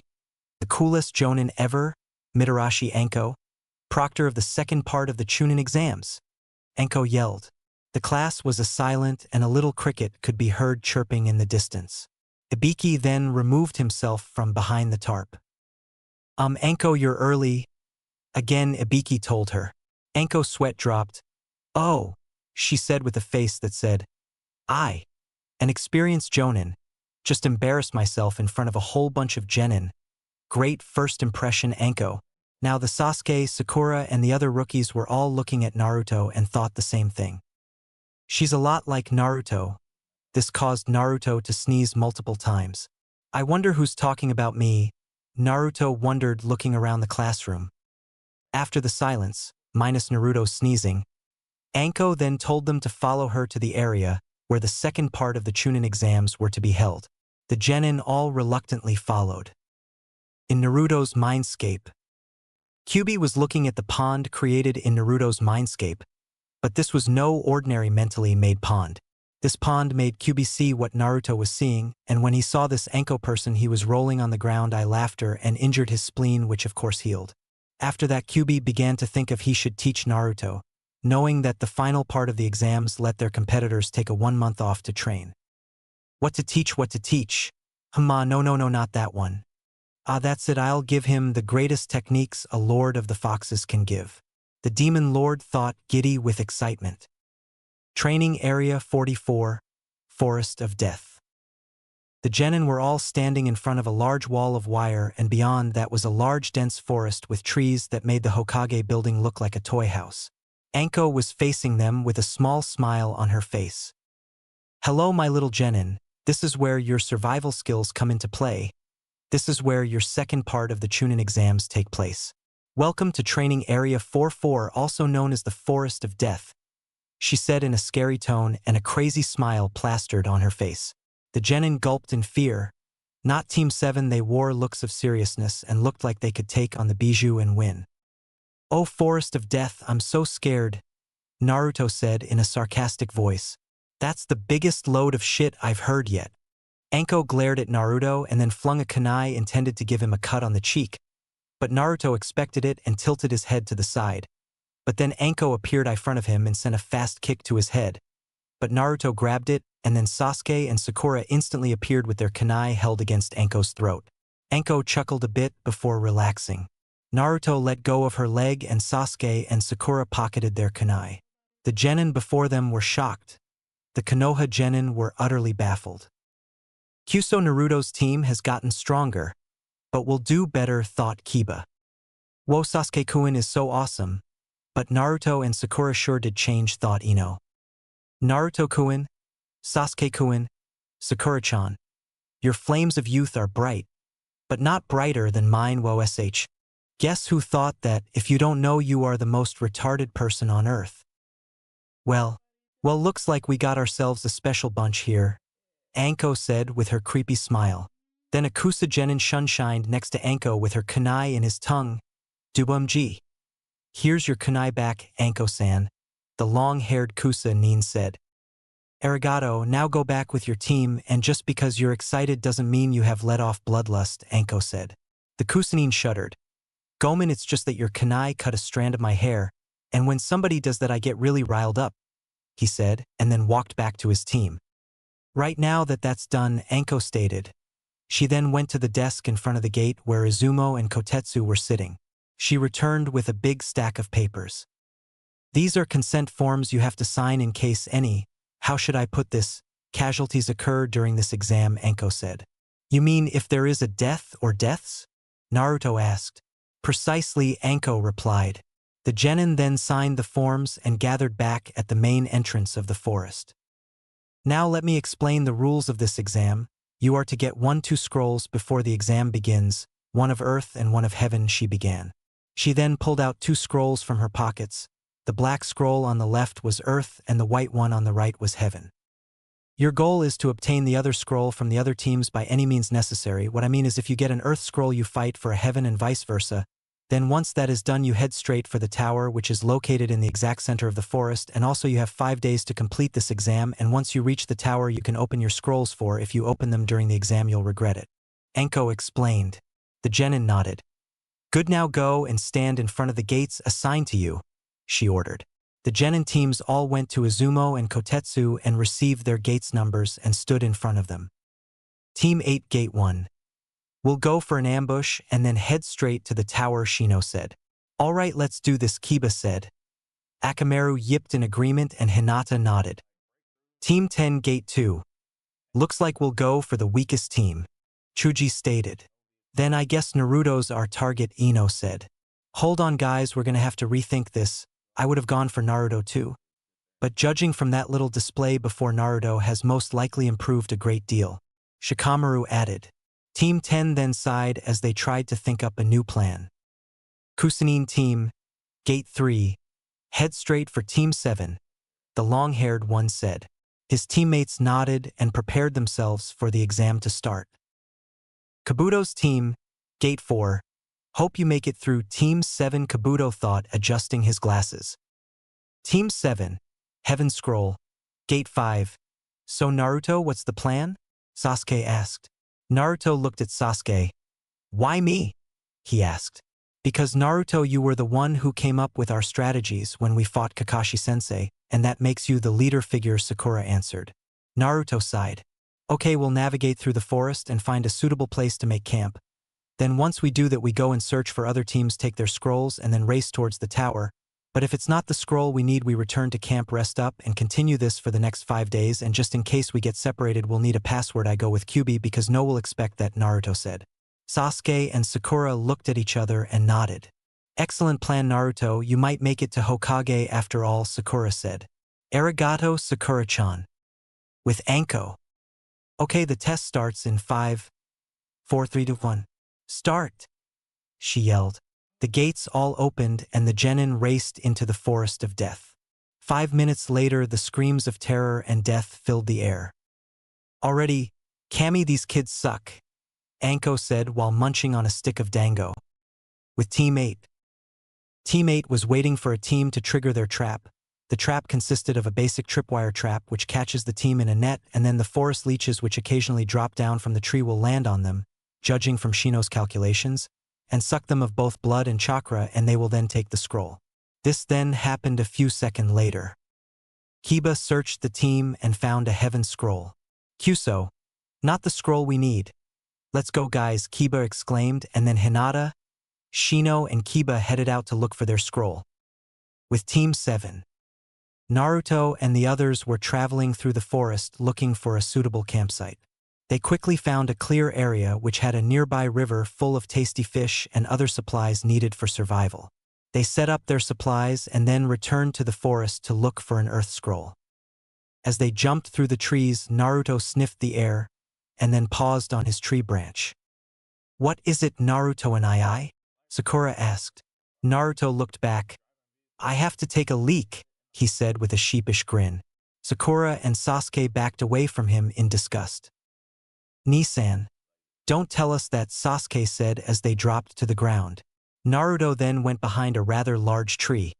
A zipper sound was heard, and then the sighs of relief as liquid waste products were released from Naruto's body. Then a yell of annoyance was heard. Kyuso, can't a guy take leak without being disturbed? Naruto exclaimed from behind his tree. Pow! A body then flew out from the tree and landed at Sakura's feet. Naruto then walked out looking awfully pissed. Sasuke then searched the aim genin as identified by his Hitai 8 and found a heaven scroll. Sakura then said how they should keep it for negotiation purposes. The boys agreed, and then they continued their search for an earth scroll. They landed on the ground and then did a small scout, but then Naruto sensed something. "Move!" he yelled as he pushed Sasuke and Sakura to the ground. A large gust of wind then blew from in front of them. Sasuke and Sakura had managed to glue themselves to the ground with chakra, but Naruto was too slow and then flew off a good few meters. Naruto and Sasuke and Sakura yelled as they saw their brother in awe, but blood being blown away into the distance. "Kukukuku," a voice laughed in the distance. The couple then looked in front and saw the Kusanine team in front of them. "Go and see if the blonde one is still alive. If he is, kill him," the long-haired one said. He wore a kanji on his outfit for death. His teammates, one which had on a mask which looked like a skull and wore a kanji for punishment, and a fat one who wore the kanji for pain, nodded and then sped off in the direction Naruto blew away. "Hello, Sasuke-kun. I've always wanted to meet you," Kusanine said. Sasuke looked with disgust at the man. "Are you a pedophile or pedophilic emo?" Sasuke screamed. Sakura gasped in horror, and then said anything a normal girl would say, "Ew." "I am not, so shut up," the Kusanine said, releasing killer intent. This caused Sasuke and Sakura to freeze in their spots in fear. This killer intent is so intense. Can't move, Sakura thought. Sasuke then struggled to move, but his body won't respond. The Kusanine then took out 2 kunai from his pocket and chuckled. "Kukukuku, now die," he said, and flung the kunai at the 2 of them. Sasuke then forced his body to move. He took a kunai and stabbed himself, removing his fear with pain, and then grabbed Sakura and jumped away into the brush. Interesting, destroying his fear with pain. This Uchiha is more astounding than Itachi-san. He thought, licking his lips in anticipation, and then followed the genin. With Naruto. Naruto groaned as he got up. His head felt like it had been smacked with Zabuza Zanpakuto. "That wind sure hits hard," Naruto said. Naruto then surveyed his surroundings. He saw trees, and would you guess it, more trees. Naruto sighed, but then he heard some bushes rustle nearby. He turned around, his kunai gripped in his hand in case it was an enemy.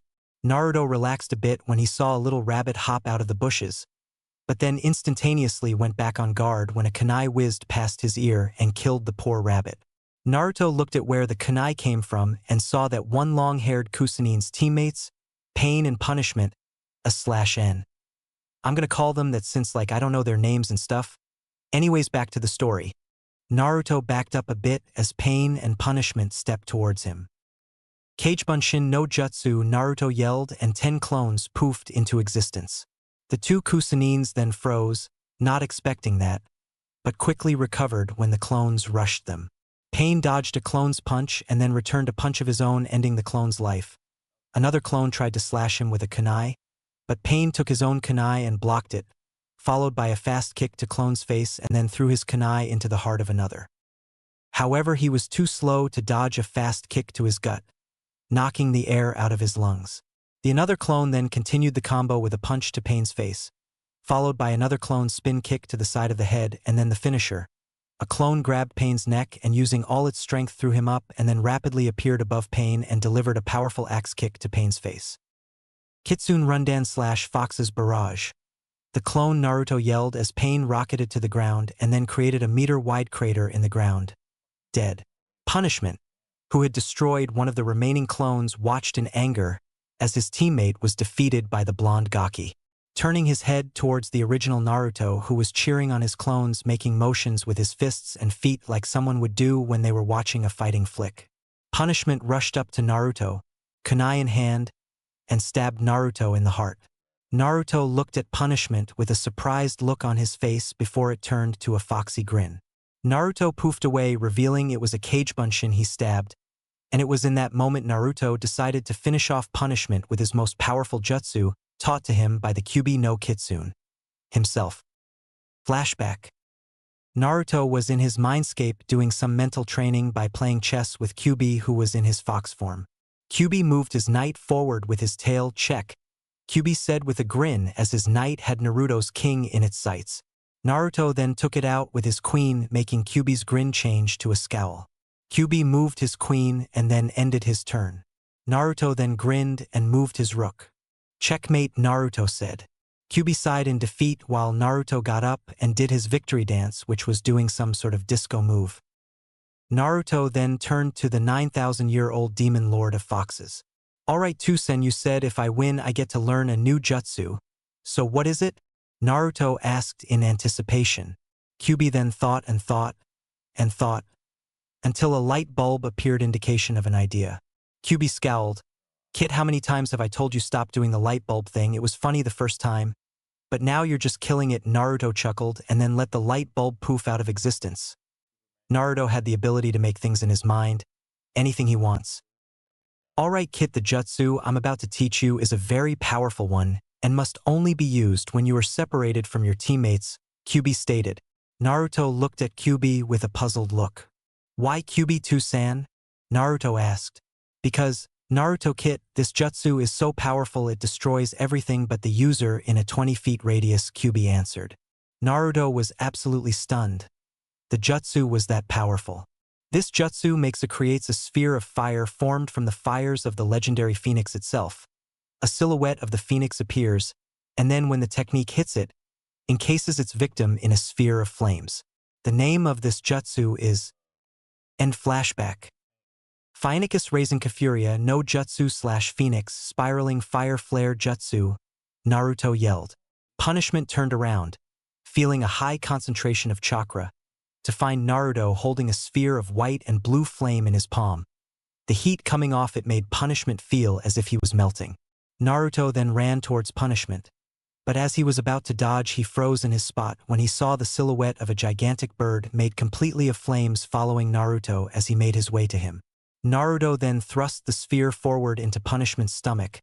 The phoenix then let out a loud screech, like that of a hawk. The sphere in Naruto's hand then expanded, engulfed the both of them in a spinning sphere of fire and then an explosion, which like Kyuubi said, destroyed everything except Naruto in a 20 feet radius. The explosion was heard all over the forest and caused some people to cower in fear from the amount of chakra that was expelled from it. After the explosion, there stood Naruto, who was crying, inside of a 15 feet deep crater. The phoenix silhouette gave one last cry before disappearing in a poof of ash. Naruto then looked at his hands and then his whole body as if he didn't know who he himself was. He had just killed. It's alright Kit, it's part of every ninja's life to kill. The first kill is always the hardest to overcome, Kyuubi said in a comforting tone. Naruto then sniffled a little bit before rising to his feet. You're right, I can't let this hold me back.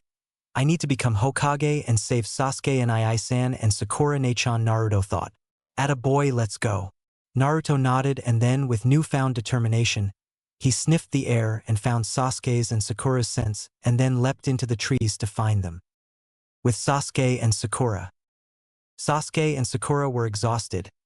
They just finished avoiding that weird snake like Kusanin's snake summon. Did this guy ever run out of those things? They were resting against a tree and were breathing hard from all that jumping and running. Sakura then saw a giant snake appear behind Sasuke, who was facing her. Sakura was about to shout when Sasuke covered her mouth. No, shush Sakura, we can't give away our location, Sasuke told his girlfriend. Sakura noticed the scared look in his eyes, but that didn't top her. She removed Sasuke's hand from her mouth. Snake! She yelled. Sasuke turned around and saw the humongous reptile poised to strike them. But Sasuke, in a rush of adrenaline, jumped up and threw a flurry of shuriken at the snake. The snake then let out a hiss of pain as it fell to the ground, dead. Sasuke let out a breath of relief, but then looked up in surprise when he heard a squishing sound. The Kusanin emerged from the head of the snake's carcass. The prey must never let down their guard when they are still hunted by the predator. Kukuku, he said as he stepped down onto the thick tree branch where Sasuke and Sakura rested. Sasuke then grabbed Sakura and jumped up to a higher branch. Sasuke watched in horror as the Kusanin did something much unexpected. His body seemed to compress together as he slithered, that's right, slithered, up the trunk of the tree, fangs bared to bite. Sasuke froze in fear. We're gonna die. Oh, Kami-sama helps us please. Please, Sasuke mentally screamed. The Kusanin's movements were halted when a flurry of kunai and shuriken appeared in front of him. The three people turned their heads to see the and only Uzumaki Naruto, standing on a branch with a confident grin on his face. Naruto and Ai-san. Sasuke and Sakura yelled. Naruto then jumped down to Sasuke's branch. Gomen nasai, guys. I was held up by this guy's goons. So are you guys alright? Naruto said/asked. Yeah, Sakura replied. But as you can see, this pedophilic snake freak has been chasing us and we lost one of our heaven scrolls. Naruto glared at him, but then heard Kyuubi roar loudly within his mind. Naruto had never heard such a feeling of anger from Kyuubi before unless. You guys take a rest, I'll fight him now, Naruto said. Tusan, is this him? Naruto asked. Yes, it is Kit, so just do me a favor and kick this Bakayero's ass and tell him no one messes with the son of the Kyuubi. You got it, Naruto replied. Okay, Orochimaru, time for you to go down, Naruto said. Sasuke, Sakura, and the Kusanine looked at Naruto surprised. Naruto, how do you know who this is? Sasuke asked. This is the guy that forced Kyuubi to attack the village, the Nuke-nin, former Konoha Sannin who has the ability to summon snakes and also has the attributes of a snake, Naruto answered. Sasuke and Sakura then joined in the glaring with Naruto as they stared down the Kusanine. Kukukuku. Very good, Naruto-kun, I see your tenant still remembers me, Orochimaru said while clapping for them in a mocking way. Naruto growled, his eyes flashing from red to blue and back repeatedly before finally settling for the red-slitted eyes of Kyuubi. Orochimaru, you will pay for your insolence, and now you shall face my wrath for injuring my family and forcing my father to attack Konoha. Now face the wrath of the son of Kyuubi. Naruto yelled in anger. Naruto then blurred away and appeared in front of Orochimaru and punched him hard in the face, sending him flying. The Hibi Sannin crashed into a tree, but quickly recovered, blocking a punch from Naruto which was intended to hit his stomach. Naruto grinned, showing his sharp teeth, in amusement before poofing away. Kagebunshin no Jutsu? The Hibi Sannin thought and was hit in the back of his head from a swift kick courteous of our blonde-haired hero. Sasuke and Sakura watched in amazement as Naruto kept landing punch after punch, kick after kick on Orochimaru, not letting up for a second. I never knew Naruto and Ai-sen could be this strong, Sakura thought, her head flashing back and forth trying to keep track of his movements. Naruto, I know the Kyuubi is the one who is allowing you to have the strength to fight this guy, but why am I so jealous? Sasuke thought with gritted teeth. Naruto was about to do the fishing move of a Kitsune Rendan, but was halted when Orochimaru grabbed Naruto with his tongue by the neck. Naruto growled in anger, the yukai flowing from him like a river. Kukukuku? Gomen Naruto-kun? But no more yukai from your Tusan. Ha ha ha! Orochimaru said with an evil laugh. He then raised up Naruto Black Fox t-shirt showing the seal as bright as day. He then rapidly formed some hand signs and then the Hibi Sannin's fingertips on his right hand then glowed with purple fire. Gojio Fuin/5-pronged seal, he said and slammed his hand into Naruto's stomach.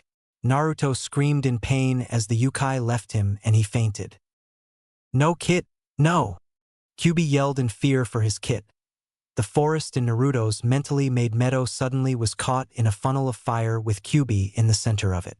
Kyuubi then let out a howl as he tried to escape his fiery prison, failing which the Kyuubi did something he had not done in 200 years.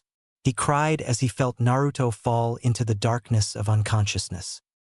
Naruto and Ai-san, Sakura yelled as she heard Naruto scream. Orochimaru then threw Naruto off the tree, but luckily she caught him by throwing a kunai, pinning his shirt and jacket to the trunk of a thick tree. Sasuke was angry now. No one does this to his family, and oh one. Sasuke's anger spiked. Chakra flared and the blood-red iris of the Sharingan flashed into his eyes, the two black tomos spinning wildly in his eyes. Orochimaru, feeling the chakra spike, looked up and saw Sasuke glaring at him, the Sharingan blazing as if staring into his soul. Orochimaru licked his lips. This was the moment he was waiting for. Sasuke then told Sakura to wait here and then gave her a kiss before jumping down to face Orochimaru. Naruto and Ai, you have been the light that shone through my path of darkness and have helped me a lot. Now it's my turn to help you. Your sacrifice will not be in vain, Sasuke thought. Sasuke then rushed Orochimaru, moving so fast he created an after image. Orochimaru then did the same. Sasuke then jumped and did a front flip over Orochimaru's head. He then skidded a few feet while throwing a few shuriken, but Orochimaru deflected them all with a kunai. Sasuke once again rushed him, this time going into the stance of the Golden Ryuken / Golden Dragon Fist. He then went and attempted a punch, but Orochimaru blocked it and tried a sweep kick, but Sasuke jumped high over it and blew out a Keton. Gukakyu no Jutsu. The giant fireball hit the Hibi-Sannin and created a boom. Sasuke took a deep before going back into the stance. When the smoke cleared, there was nothing but a charred log. Kawarimi no Jutsu, Sasuke thought as he looked around for the snake. Orochimaru was hiding behind a tree near Sasuke and was rubbing his sore arm that he used to block Sasuke's punch. Kyuso, he hits hard, which makes me want him even more, Orochimaru said with a perverted and creepy smile. He then rushed to attack Sasuke, but Sasuke reacted fast enough and did a backflip over Orochimaru's slide tackle. He then landed firmly on his feet and then tried a flying kick. The snake dodged the kick and then the brawl started. Sasuke kept fighting with all his heart and skill, using every taijutsu move he knew for the Golden Ryuken, but the Sannin kept blocking his attacks. Sasuke then saw an opening and hit Orochimaru in the stomach, making him double over in pain. Sasuke then grabbed him and threw him off the tree branch they were fighting on, making it so the Hibi-Sannin was falling head first. Sasuke also jumped off and wrapped his legs around the snake's neck and bound his legs with his arms. The fall then ended when Orochimaru's head smashed into the thick branch of a tree, creating a thick cloud of smoke. Sakura jumped down, retrieved Naruto and then hopped onto the branch above them, careful not to interfere with the fight. She smiled thinking Sasuke had won, but then gasped when she saw that Sasuke was standing in front of a glop of mud. Another Kawarimi, she thought. Time skip, /n. Getting boring typing up the whole fight. How could he have survived Sasuke's Keton? Ryuka no Jutsu / Fire Style. Dragon Fire Jutsu? Sakura thought in disbelief. Orochimaru's neck then extended and bit Sasuke on the crook of his neck. Sasuke screamed and gasped in pain as he clutched his where Orochimaru bit him on the neck, the curse seal forming on that spot before fainting from the pain and exhaustion. Cuckoo, a little present before I go. Don't forget Sasuke needs power to fulfill his ambition, and I can give it to him. Sooner or later, he will seek me out. In the lust for power, Orochimaru said, and then sunk into the trunk of a tree, leaving a crying Sakura with an unconscious Uzumaki Naruto and Uchiha Sasuke. Some secluded part of the forest. Sakura laid out some traps for enemies while she nursed the boys back to health. She tucked her long pink hair behind her hair as she watched Naruto and Sasuke sleep. These two, they fought so hard just to protect me, while Naruto also did his fight for Sasuke and Kyuubi, but I guess it's along the same lines, she thought. She then heard a rustle in the bushes and drew her kunai. She was relieved when T was shown to only be a squirrel, but then threw the kunai to scare the squirrel when it headed for the traps, so when it ran back into the woods, Sakura returned to watching the boys. A few minutes later, Sakura heard another rustle in the bushes and saw a trio of Otogekyure ninja walking toward her. One of the ninja was a boy had long gray hair, I think, who looked like a mummy and wore a long-sleeved jacket, black pants and a silver-like gauntlet. The other boy had spiky brown hair and wore a black pants with a vest/shirt with the kanji for kill on it. The final one was a girl who had a short-sleeved green t-shirt and a camouflage jacket with long black pants and had long black hair. Hello, said the mummified one. I am Dosu and this Kin and Zaku, and we are here to kill someone. Zaku then interrupted and then pointed at the unconscious Sasuke. We are here to kill Uchiha Sasuke, he said in a cocky tone, and then began to laugh loudly before being hit in the head by Kin. He's asleep, so please just go away, Sakura said in an angry tone. Well then wake him up now, Zaku insisted and then started to walk towards them. Sakura grinned as he was walking straight into her trap. Stop, Zaku. This is a trap. The ground we are standing on is not fertile soil. Not a place where grass can grow, Dosu said, examining the ground. Zaku laughed as he bragged about not falling for the trap. Sakura then became paranoid and then set off the first trap, which was to send a flurry of shuriken and kunai at them, but Zaku used some sort of mechanism in his hand to blow them back. Sakura then activated the second trap, a large pit which just happened to be located where they were standing. However, the Oto Genins noticed that too and jumped, but were completely caught by surprise when there was a third trap. A giant log was headed for them, but then Dosu blew it to splinters with his gauntlet. "Very nice traps, miss, but not good enough to stop us," Dosu said. Sakura then drew her kunai and began to fight. Due to being outnumbered and outskilled, Sakura was caught by her long hair by Kin. Kin then began to mock her and call her a stupid excuse for a ninja. This got Sakura so angry she cut off her pink locks, making it reach her neck. She then escaped and performed the Zenbon Sakura, slashing and stabbing with her kunai under the cover of her genjutsu. However, she had wasted a lot chakra and the Sakura Blossom genjutsu was dispelled and there stood 3 bloody Oto Genins. "Kyuso, team, you'll pay for that," Zaku said in anger and rushed her. He grabbed her by the hair and smashed her face into the ground repeatedly until Zaku felt an ominous chakra. There stood Sasuke and Naruto, awake and angry, facing killer intent towards the Oto Genin. "Sakura ne-chan, who did this to you?" Naruto asked, angry, his blood-red eyes staring at the 3 Oto Genin. His claws twitched, wanting rip flesh from bone, and his whisker marks more prominent, making him look like a cat of some sort. "Answer him, Sakura-chan. Arigato to protecting us for this long. But we'll take over now." Sasuke said. He was covered with black markings that resembled flames, his Sharingan blazing and covered in purple chakra. "I did this," Zaku answered in his cocky tone. Sasuke and Naruto then looked up from Sakura to Zaku. "Then you die today," they said. Zaku laughed and then said, "Zankaha." He yelled, and then the holes in his hands sent a strong gust of wind at the two. Naruto then held out his arm and slashed downward, sending the winds off course. Then Zaku tried an even stronger Zankaha and caused a huge dust cloud. The cloud cleared and the place where Naruto and Sasuke stood was empty. "Ha, I blew them away," he exclaimed. "Blew who away?" said 2 voices behind Zaku. Zaku turned to see 2 fists before they smashed into his face, ending him flying. He then got up a few seconds later, and then Naruto and Sasuke Sunshine behind him, and then they each grabbed one his arms and then planted one their feet on each shoulder blade and began to pull. Zaku screamed and screamed until a loud snap was heard. Zaku moaned in pain and then blacked out. The 2 demons turned to Dosu next, but Dosu said, "I surrender, please take my earth scroll and leave us alone," placing the scroll on the ground. Dosu then took his teammate and then he and Kin jumped away. When Dosu left, the killer intent and bloodlust left them, and then they both fell to their knees in exhaustion. Sakura cried tears of joy to see the boys back to their old selves, and then after Sakura picked up the earth scroll, and now having both scrolls needed for the test, the 3 of them headed straight for the tower. Chapter 10. The Chunin Exams Part 2, The Prelims. Naruto, Sakura and Sasuke entered the tower, which had taken a while to find, and getting attacked by other teams and giant animals, covered with cuts and scrapes. Naruto and Sasuke were the ones who were really exhausted. Apparently the use of the curse seal and the Kyuubi's Yukai had taken a larger toll on their bodies than expected. They then stared at the heaven and earth scrolls held in Naruto's hands. They looked at one another and nodded to each other. Naruto handed the heaven scroll to Sakura, and very carefully they opened the scrolls and they saw bewildered them.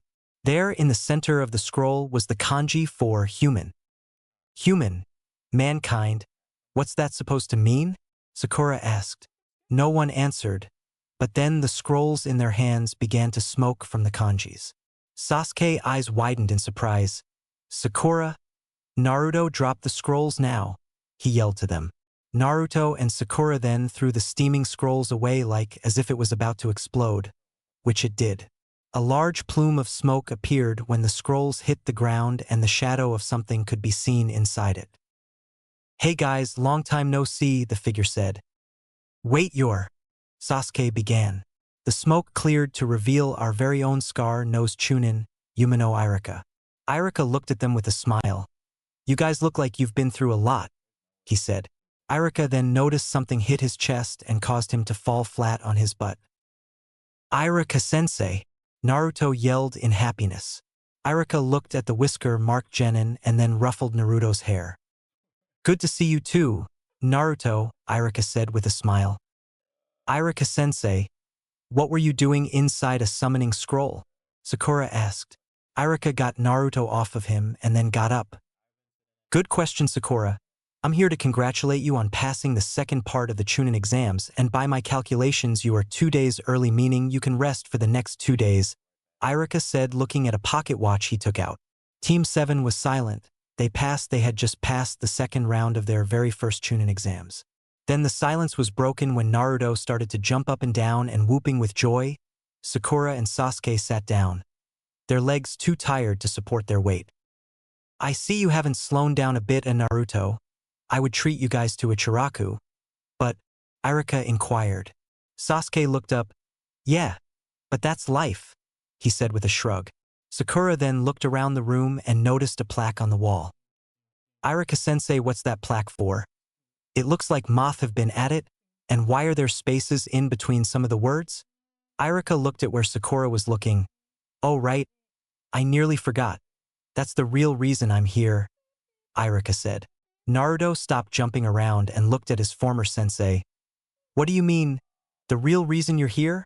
Naruto asked. Irika looked at the heaven and earth scrolls on the ground. Well, first let me tell you the true purpose of this exam. It was to test your skills in being able to survive and also your trust, Irika said.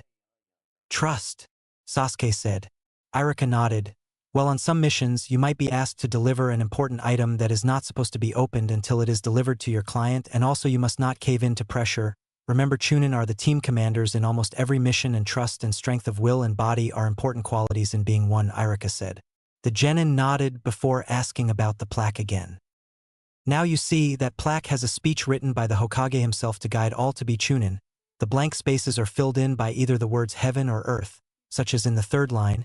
That space is filled in by heaven, meaning you need to raise your mind to greater heights. For example, if Naruto hopes to become Hokage, he must first get focus and become serious about his studies. Irika began. Sakura and Sasuke chuckled at this, but Naruto scowled. I am smart, I was hiding it during the academy, Naruto thought. And Irika continued, gaining back the genin's attention. If you require the attribute of earth, in which you need to gain the strength to fight off any opponent and survive any challenge, like Sakura, who is skinny as a twig, needs to build some stamina and strength if she hopes to become Chunin, Irika said. Naruto and Sasuke chuckled at her. Sakura then blushed in embarrassment. And if you require both skills of heaven and earth, then you can complete any mission without fail, Irika finished. Hi, Sensei, Naruto said. Irika didn't answer, which caused Naruto to get a bit uneasy. Listen guys, these exams are tough and grueling, and some people have even died in them. I'm just worried about you, Rookie 9. Especially you, Naruto. Your fiery temper tends to interfere with your judgment, Irika said in a sad tone. Naruto's eyes flashed red for a second. Irika-sensei, I am not a kid anymore. This Hittite you gave me is proof of my maturity. I'm a Konoha shinobi, understand? Naruto said with a tone of confidence. Irika looked shocked. He had never heard Naruto speak like this before, but then that shock turned to a smile. Kakashi, you really do know these kids more than I do now, he thought. I understand, Naruto. Now go to the rooms assigned to you while you wait for the next 2 days. Hi, they answered, but then Naruto stopped mid-step. Irika-sensei, I want Sasuke and me to go speak with Gigi. Sure, Naruto, this way. Sasuke, Naruto and Irika then left to go to the Hokage while Sakura went to go to her room. But then she smelled something, and it smelled like food. She yelled and raced off in the direction of the smell. With the Hokage. Anko was on the chair in the Hokage's office with her shoulder open to all those present. The curse seal mark given to her by her former mentor Orochimaru. Does the curse mark still hurt? Sarutobi asked her. Anko adjusted the shoulder of her coat. Much less, arigato Hokage-sama, Anko said. Sarutobi nodded. Kotetsu and Izumo, who were in the room, looked at their leader. Hokage-sama, isn't Orochimaru one of the 3 Sannin of Konoha that became a nuke nin? Kotetsu asked. Sarutobi looked at the Chunin and nodded. I thought he went into hiding or maybe died, so why reappear now? Izumo asked. The Sandaime took a puff of his pipe. Because, Izumo, Kotetsu, he is here for Uchiha Sasuke, he answered. The two Chunin were shocked at what they just heard. They then decided not press on the matter any further and watched the screen where a camera showed the teams who made it to the tower. Knock knock. The Hokage looked at the door. Enter, he said. The door opened and the people he least expected to come arrived through his door. Uzumaki Naruto and Uchiha Sasuke stepped through the door. Hey Gigi, what's up? Naruto said with his signature foxy grin. The Hokage looked at the two boys before welcoming them. So what are you two doing here? Sarutobi asked. Well, Sasuke and I want you to look at our seals, Naruto said. Naruto, the Sandaime said in an angry tone. He knows Sakura too, Naruto said in a calm tone. Sarutobi then calmed down, and then Naruto lifted his shirt up to show his stomach. He then channeled chakra and the Kyuubi seal became visible, but over the Kyuubi seal was the Gogyo Fuin. Ah, I see the problem. Apparently there's been an odd-numbered seal placed over the original 8 trigram seal. Okay, Naruto, just sit still, and I'll get rid of it, Sandaime said.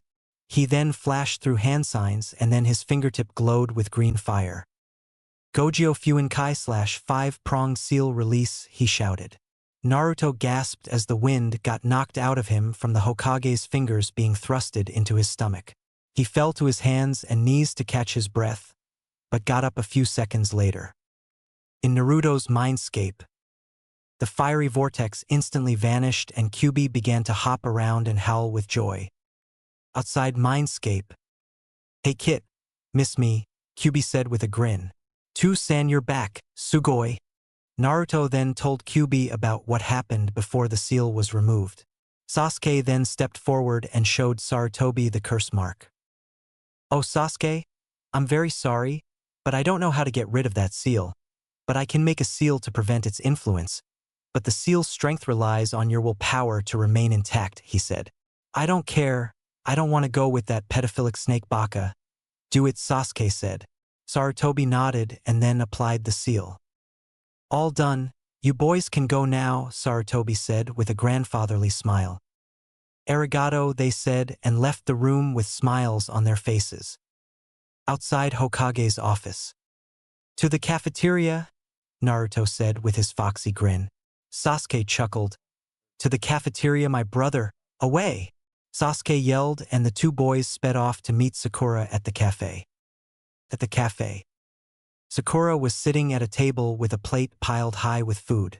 There were burgers, fries, ice cream, salads, toast, eggs, ramen, onigiri, and many other delicacies. Naruto and Sasuke walked in and saw the leaning tower of Sakura. Their mouths agape, they grabbed their plates, got their food, but not as much as Sakura, and sat with her.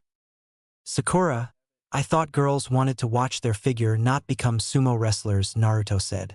Sakura looked at them and giggled. Of course I can't eat all this. I got this stuff for you guys. This is my food, she said, moving aside the large tray of food, and behind it was a salad, a couple onigiri and a bottle of water.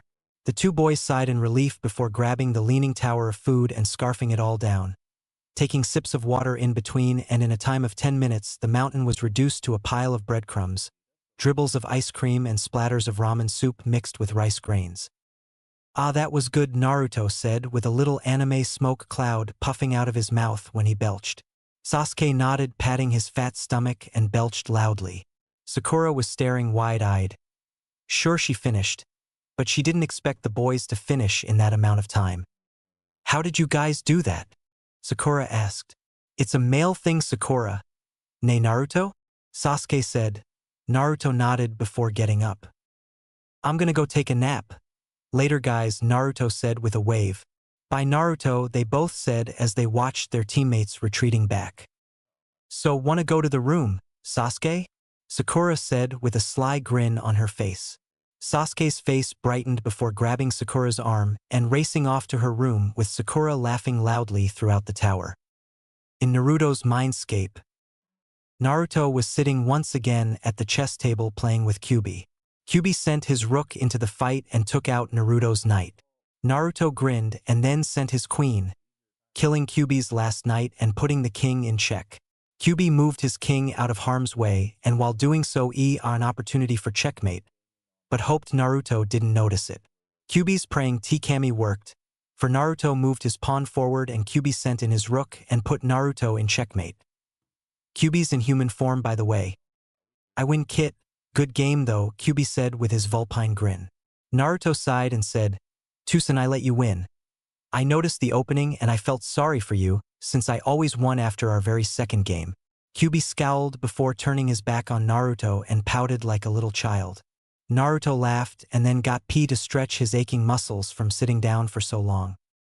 Okay Kit, new technique time for during your fight, Kyuubi said. Naruto's eyes sparkled and then grabbed Kyuubi by his arm. Arigato, arigato, arigato, he said with a smile. Kyuubi chuckled before prying his kit off his arm. Okay Kit, here take this piece of paper, Kyuubi said holding out a square piece of paper to Naruto. Naruto took the paper and looked at it quizzically. What is this Kyuubi-san? He asked. Kyuubi looked at Naruto and went into lecture mode. Naruto looked at Kyuubi and paled.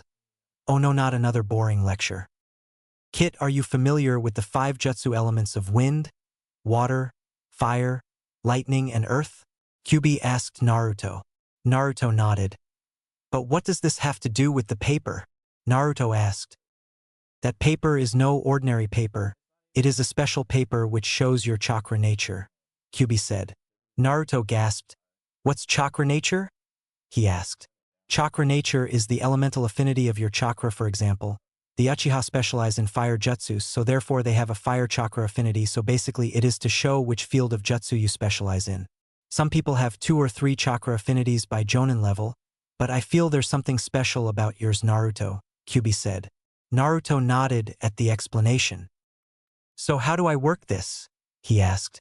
Just pump chakra into the paper and depending on what happens to the paper will determine your chakra affinity.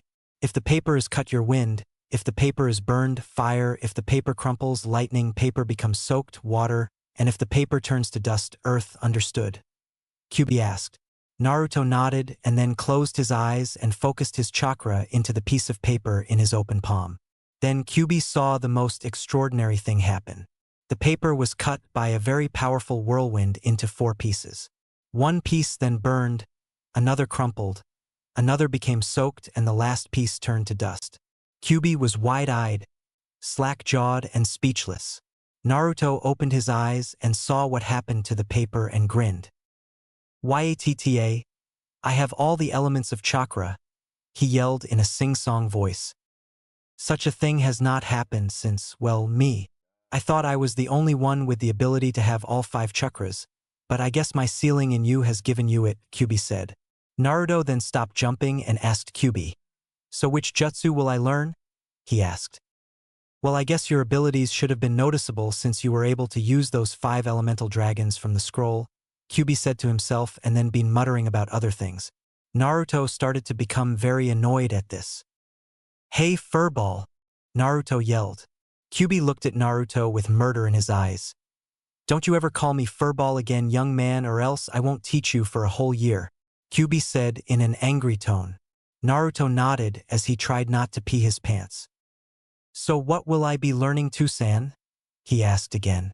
Kyuubi thought for a few seconds before snapping his fingers with realization.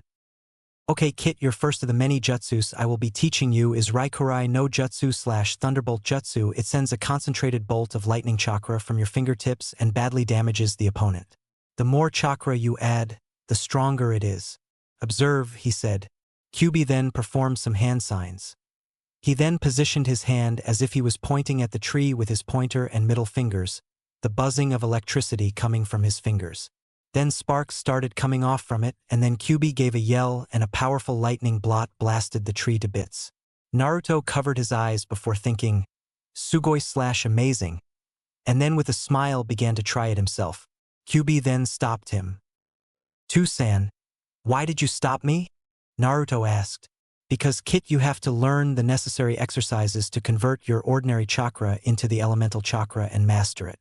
A light bulb, a leaf, a stick, and a small rock appeared in the Bijuu's hand.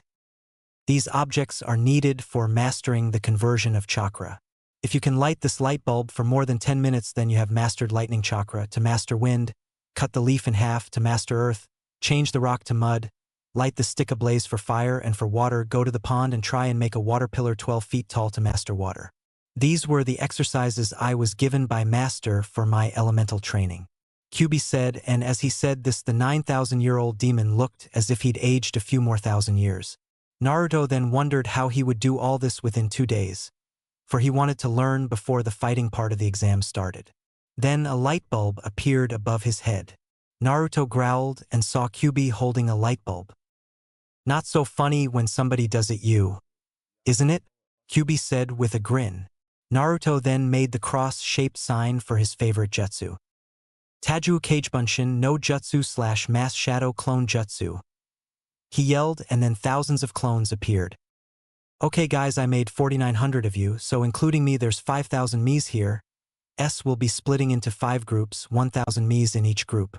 Naruto then pointed at the first 1,000. You guys practice fire. He pointed at a next group. Wind for you guys, he said. He pointed at 2 more groups for earth and water. And the final group will be you 999 will be with me for lightning training, understood? He asked his clones. A chorus of highs was heard, and the designated tool for each training exercise appeared in the hands of each clone. Kyubi watched from the shade of an oak tree in Naruto's made-up meadow/forest landscape. Remember, Kit, use your chakra only to do those exercises. The Demon Lord reminded his adopted son. The Narutos nodded and resumed their exercises. Kyubi chuckled. Oh, the Kit was going to be tired for a while. By a while, I mean a long time after he was done with this and learning the Rakurai no Jutsu.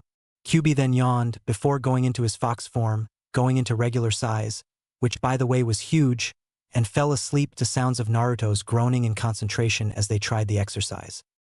1 day later. Naruto's mindscape. Hey Tusan.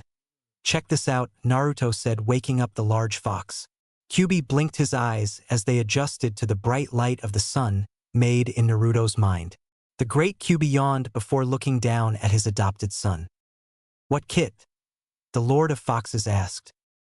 Naruto then made a cross seal. Kagebunshin no Jutsu, he said. For clones then poofed into existence, each one with the object used for each individual elemental exercise.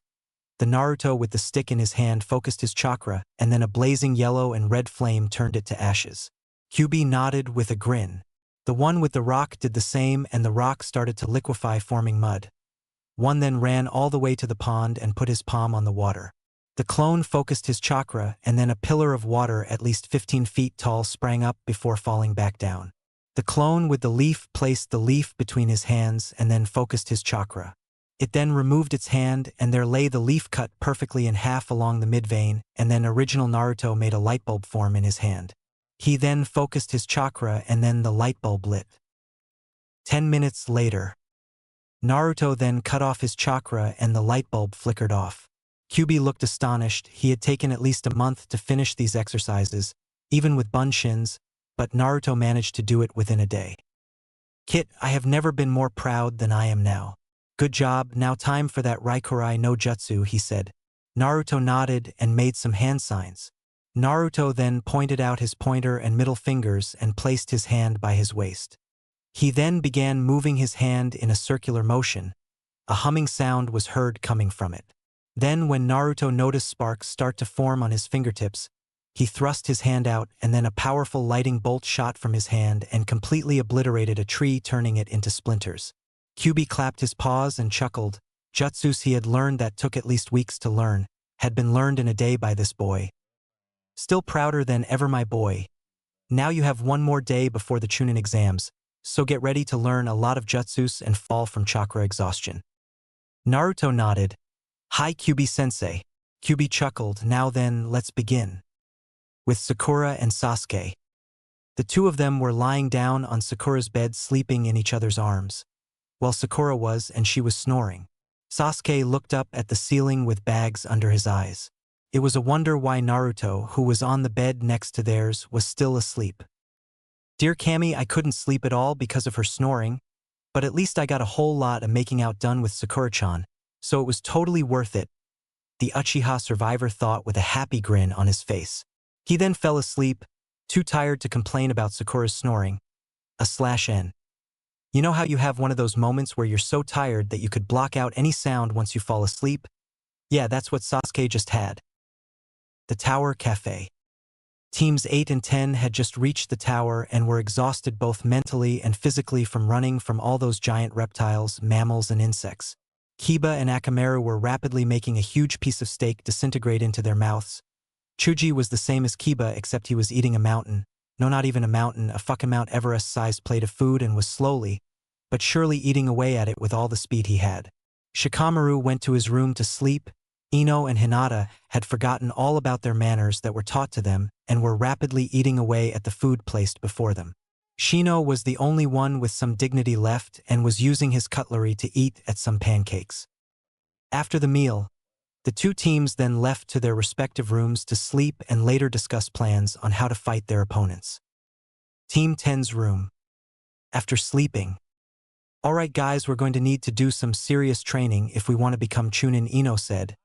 Being the self-proclaimed leader of the team, Chuji took out a bag of chips, while Shikamaru yawned. "Troublesome," he said. A vein appeared above Ino's eyebrows as her eye twitched in annoyance. "Come on guys, if we're going to become Chunin we need to get serious," she yelled. Shikamaru covered his ears. "Do you have to yell? There are other people here too, you know." Ino then calmed down as Shikamaru spoke.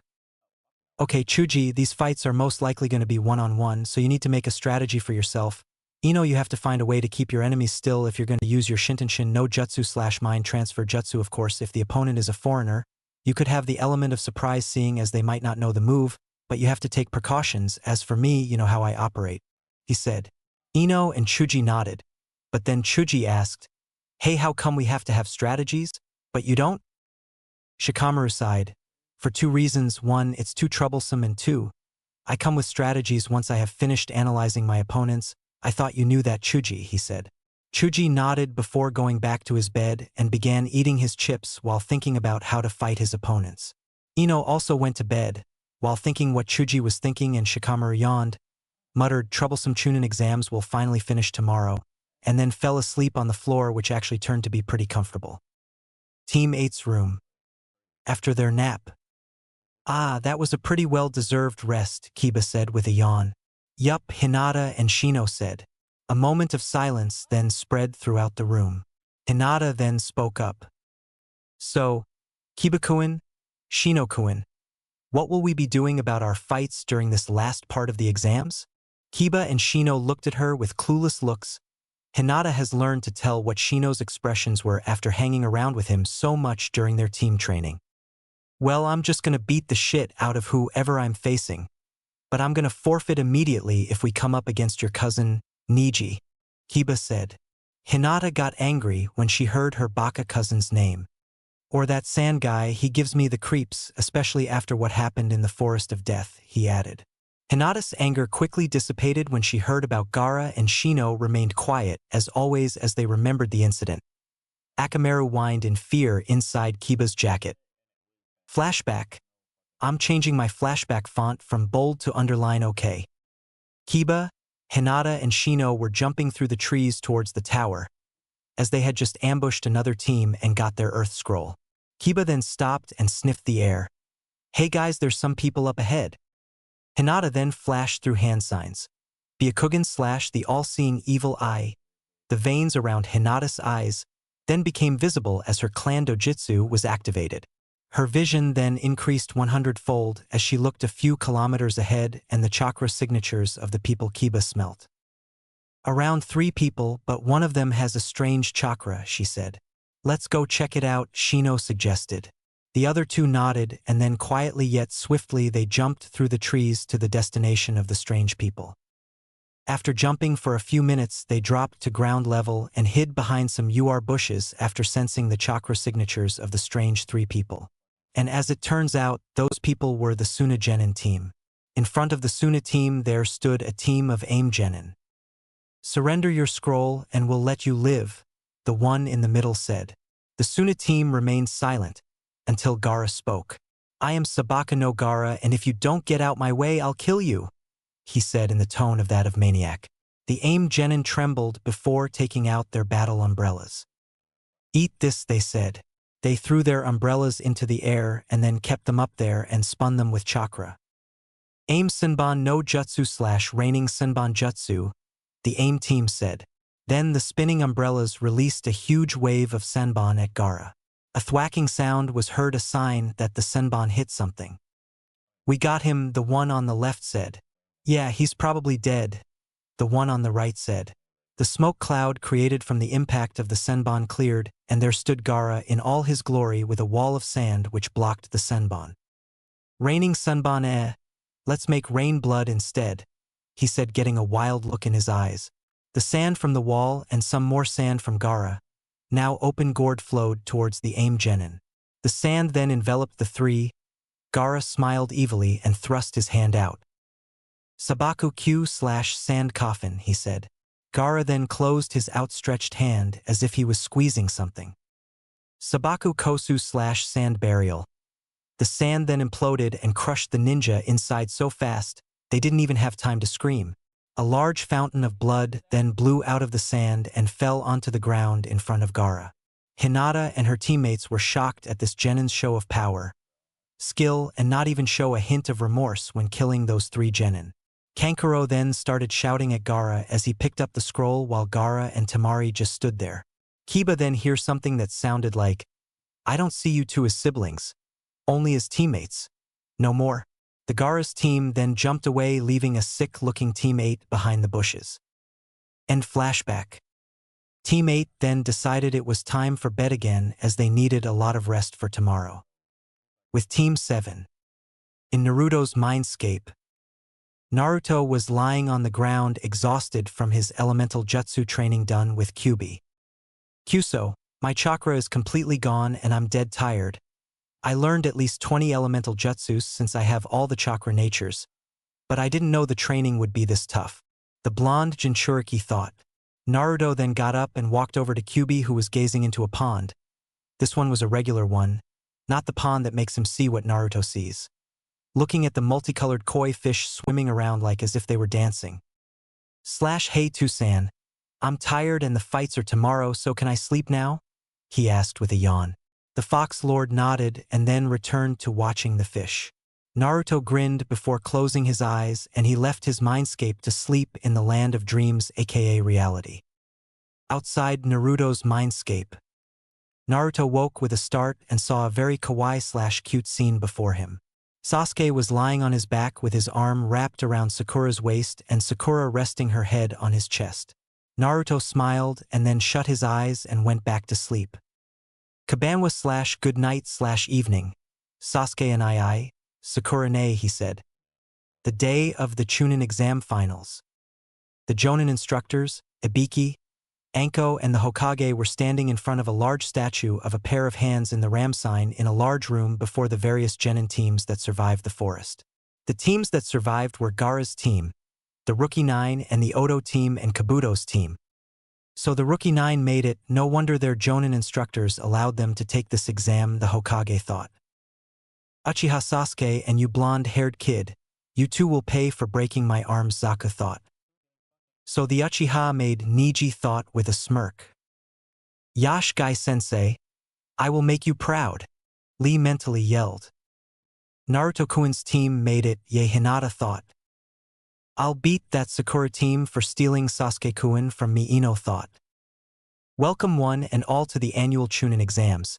Now I will tell you that the reason we have this exam is to promote friendship between all our various villages. However, I see these exams as a so-called miniature war between us, Sarutobi said. A miniature war? Tenten said to herself with a confused look on her face. So let me reiterate before the third exam begins. You are taking no ordinary test. You are risking your very lives, hopes and dreams in order to do this exam, he said. Let's just hurry up and get to the fighting already, Gaara said with impatience. Oh, we have an eager one here, Sarutobi said with a chuckle. A poof of smoke then appeared in front of the sandame. A pale-looking man with messy raven-black hair, bags under his eyes, and looked like he had a bad cold appeared before the crowd. Gomen for interrupting Hokage-sama. But please allow me, Gecko Hayate, proctor of the third exam, to speak, Hayate said. Very well, carry on, Sandame said with a puff of his pipe. Okay, anyone who wants to leave now, do so immediately, he said. Kabuto then raised his hand. Naruto looked surprised. Kabuto, why? Naruto said with a confused tone. Gomenasai, Naruto, but in the forest of death, I damaged my inner ear due to a scuffle with some more Oto nins. Therefore, in this state, I won't be able to go into situations which require combat, Kabuto explained. Naruto sighed before going silent and stared at the floor. Sasuke, maybe you should leave too. That mark could cause you a lot of trouble during the fights, Sakura whispered. Sasuke scratched the crook of his neck where the seal lay at bay by the protection seal. It's okay, Sakura-chan. I can handle it. And Sandame-sama put a protection seal to prevent it from taking over like last time. But what if that seal fails, Sasuke-kun? What will you do then? Sakura said a bit louder. Sakura then began to raise her hand, but Sasuke stopped her. Sakura, Urasai, this exam is more than just an opportunity to become Chunin. It's a way to test my strength and fight the best of the best, Sasuke said as he remembered Gaara, Neji, Lee, and the Oto nins. Naruto, who had been listening to all of this, began to get very angry at Sasuke's Avenger attitude. Sasuke, look, Sakura's just worried about you. Don't be stupid. If you know that the curse seal might affect you, then give up and stop trying to be cool, Naruto whispered loudly. Sasuke turned to Naruto with a smirk. Naruto and Ai-san, you are the one I want to fight the most. Naruto became silent as he looked at Sasuke as if he'd just grown a second head. Then Naruto smiled. Then don't lose because I want to fight you too, he replied. Kabuto had long left when Team 7's conversation ended. Okay, since that's it, we shall now start the preliminaries since there are still too many examinees in this place. So in order to reduce it, we will have the prelims, Hayate said. The sickly Jonin turned to his fellow Jonin, Anko, and nodded.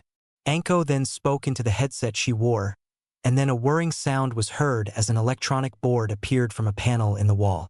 The genin looked at the board. Okay, you genin, this electronic board will show the names of the two competitors who will fight while everyone else will wait for their respective turns up on the balcony right there. And start the board, Hayate said. The board then started to flash through names at a high speed, making the letters of the people's names look like blurs. Uchiha Sasuke and Akado Yoroi remain here, while everyone else left to the balcony, Hayate ordered. The genin, except for Sasuke and Yoroi, all left to the balcony.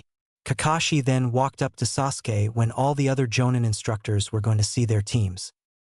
Sasuke, don't use the Sharingan. The curse will react every time you use it, Kakashi said. But Sensei, Sandame-sama put up a protection seal that is strengthened by my will to not use the power of the curse, Sasuke said.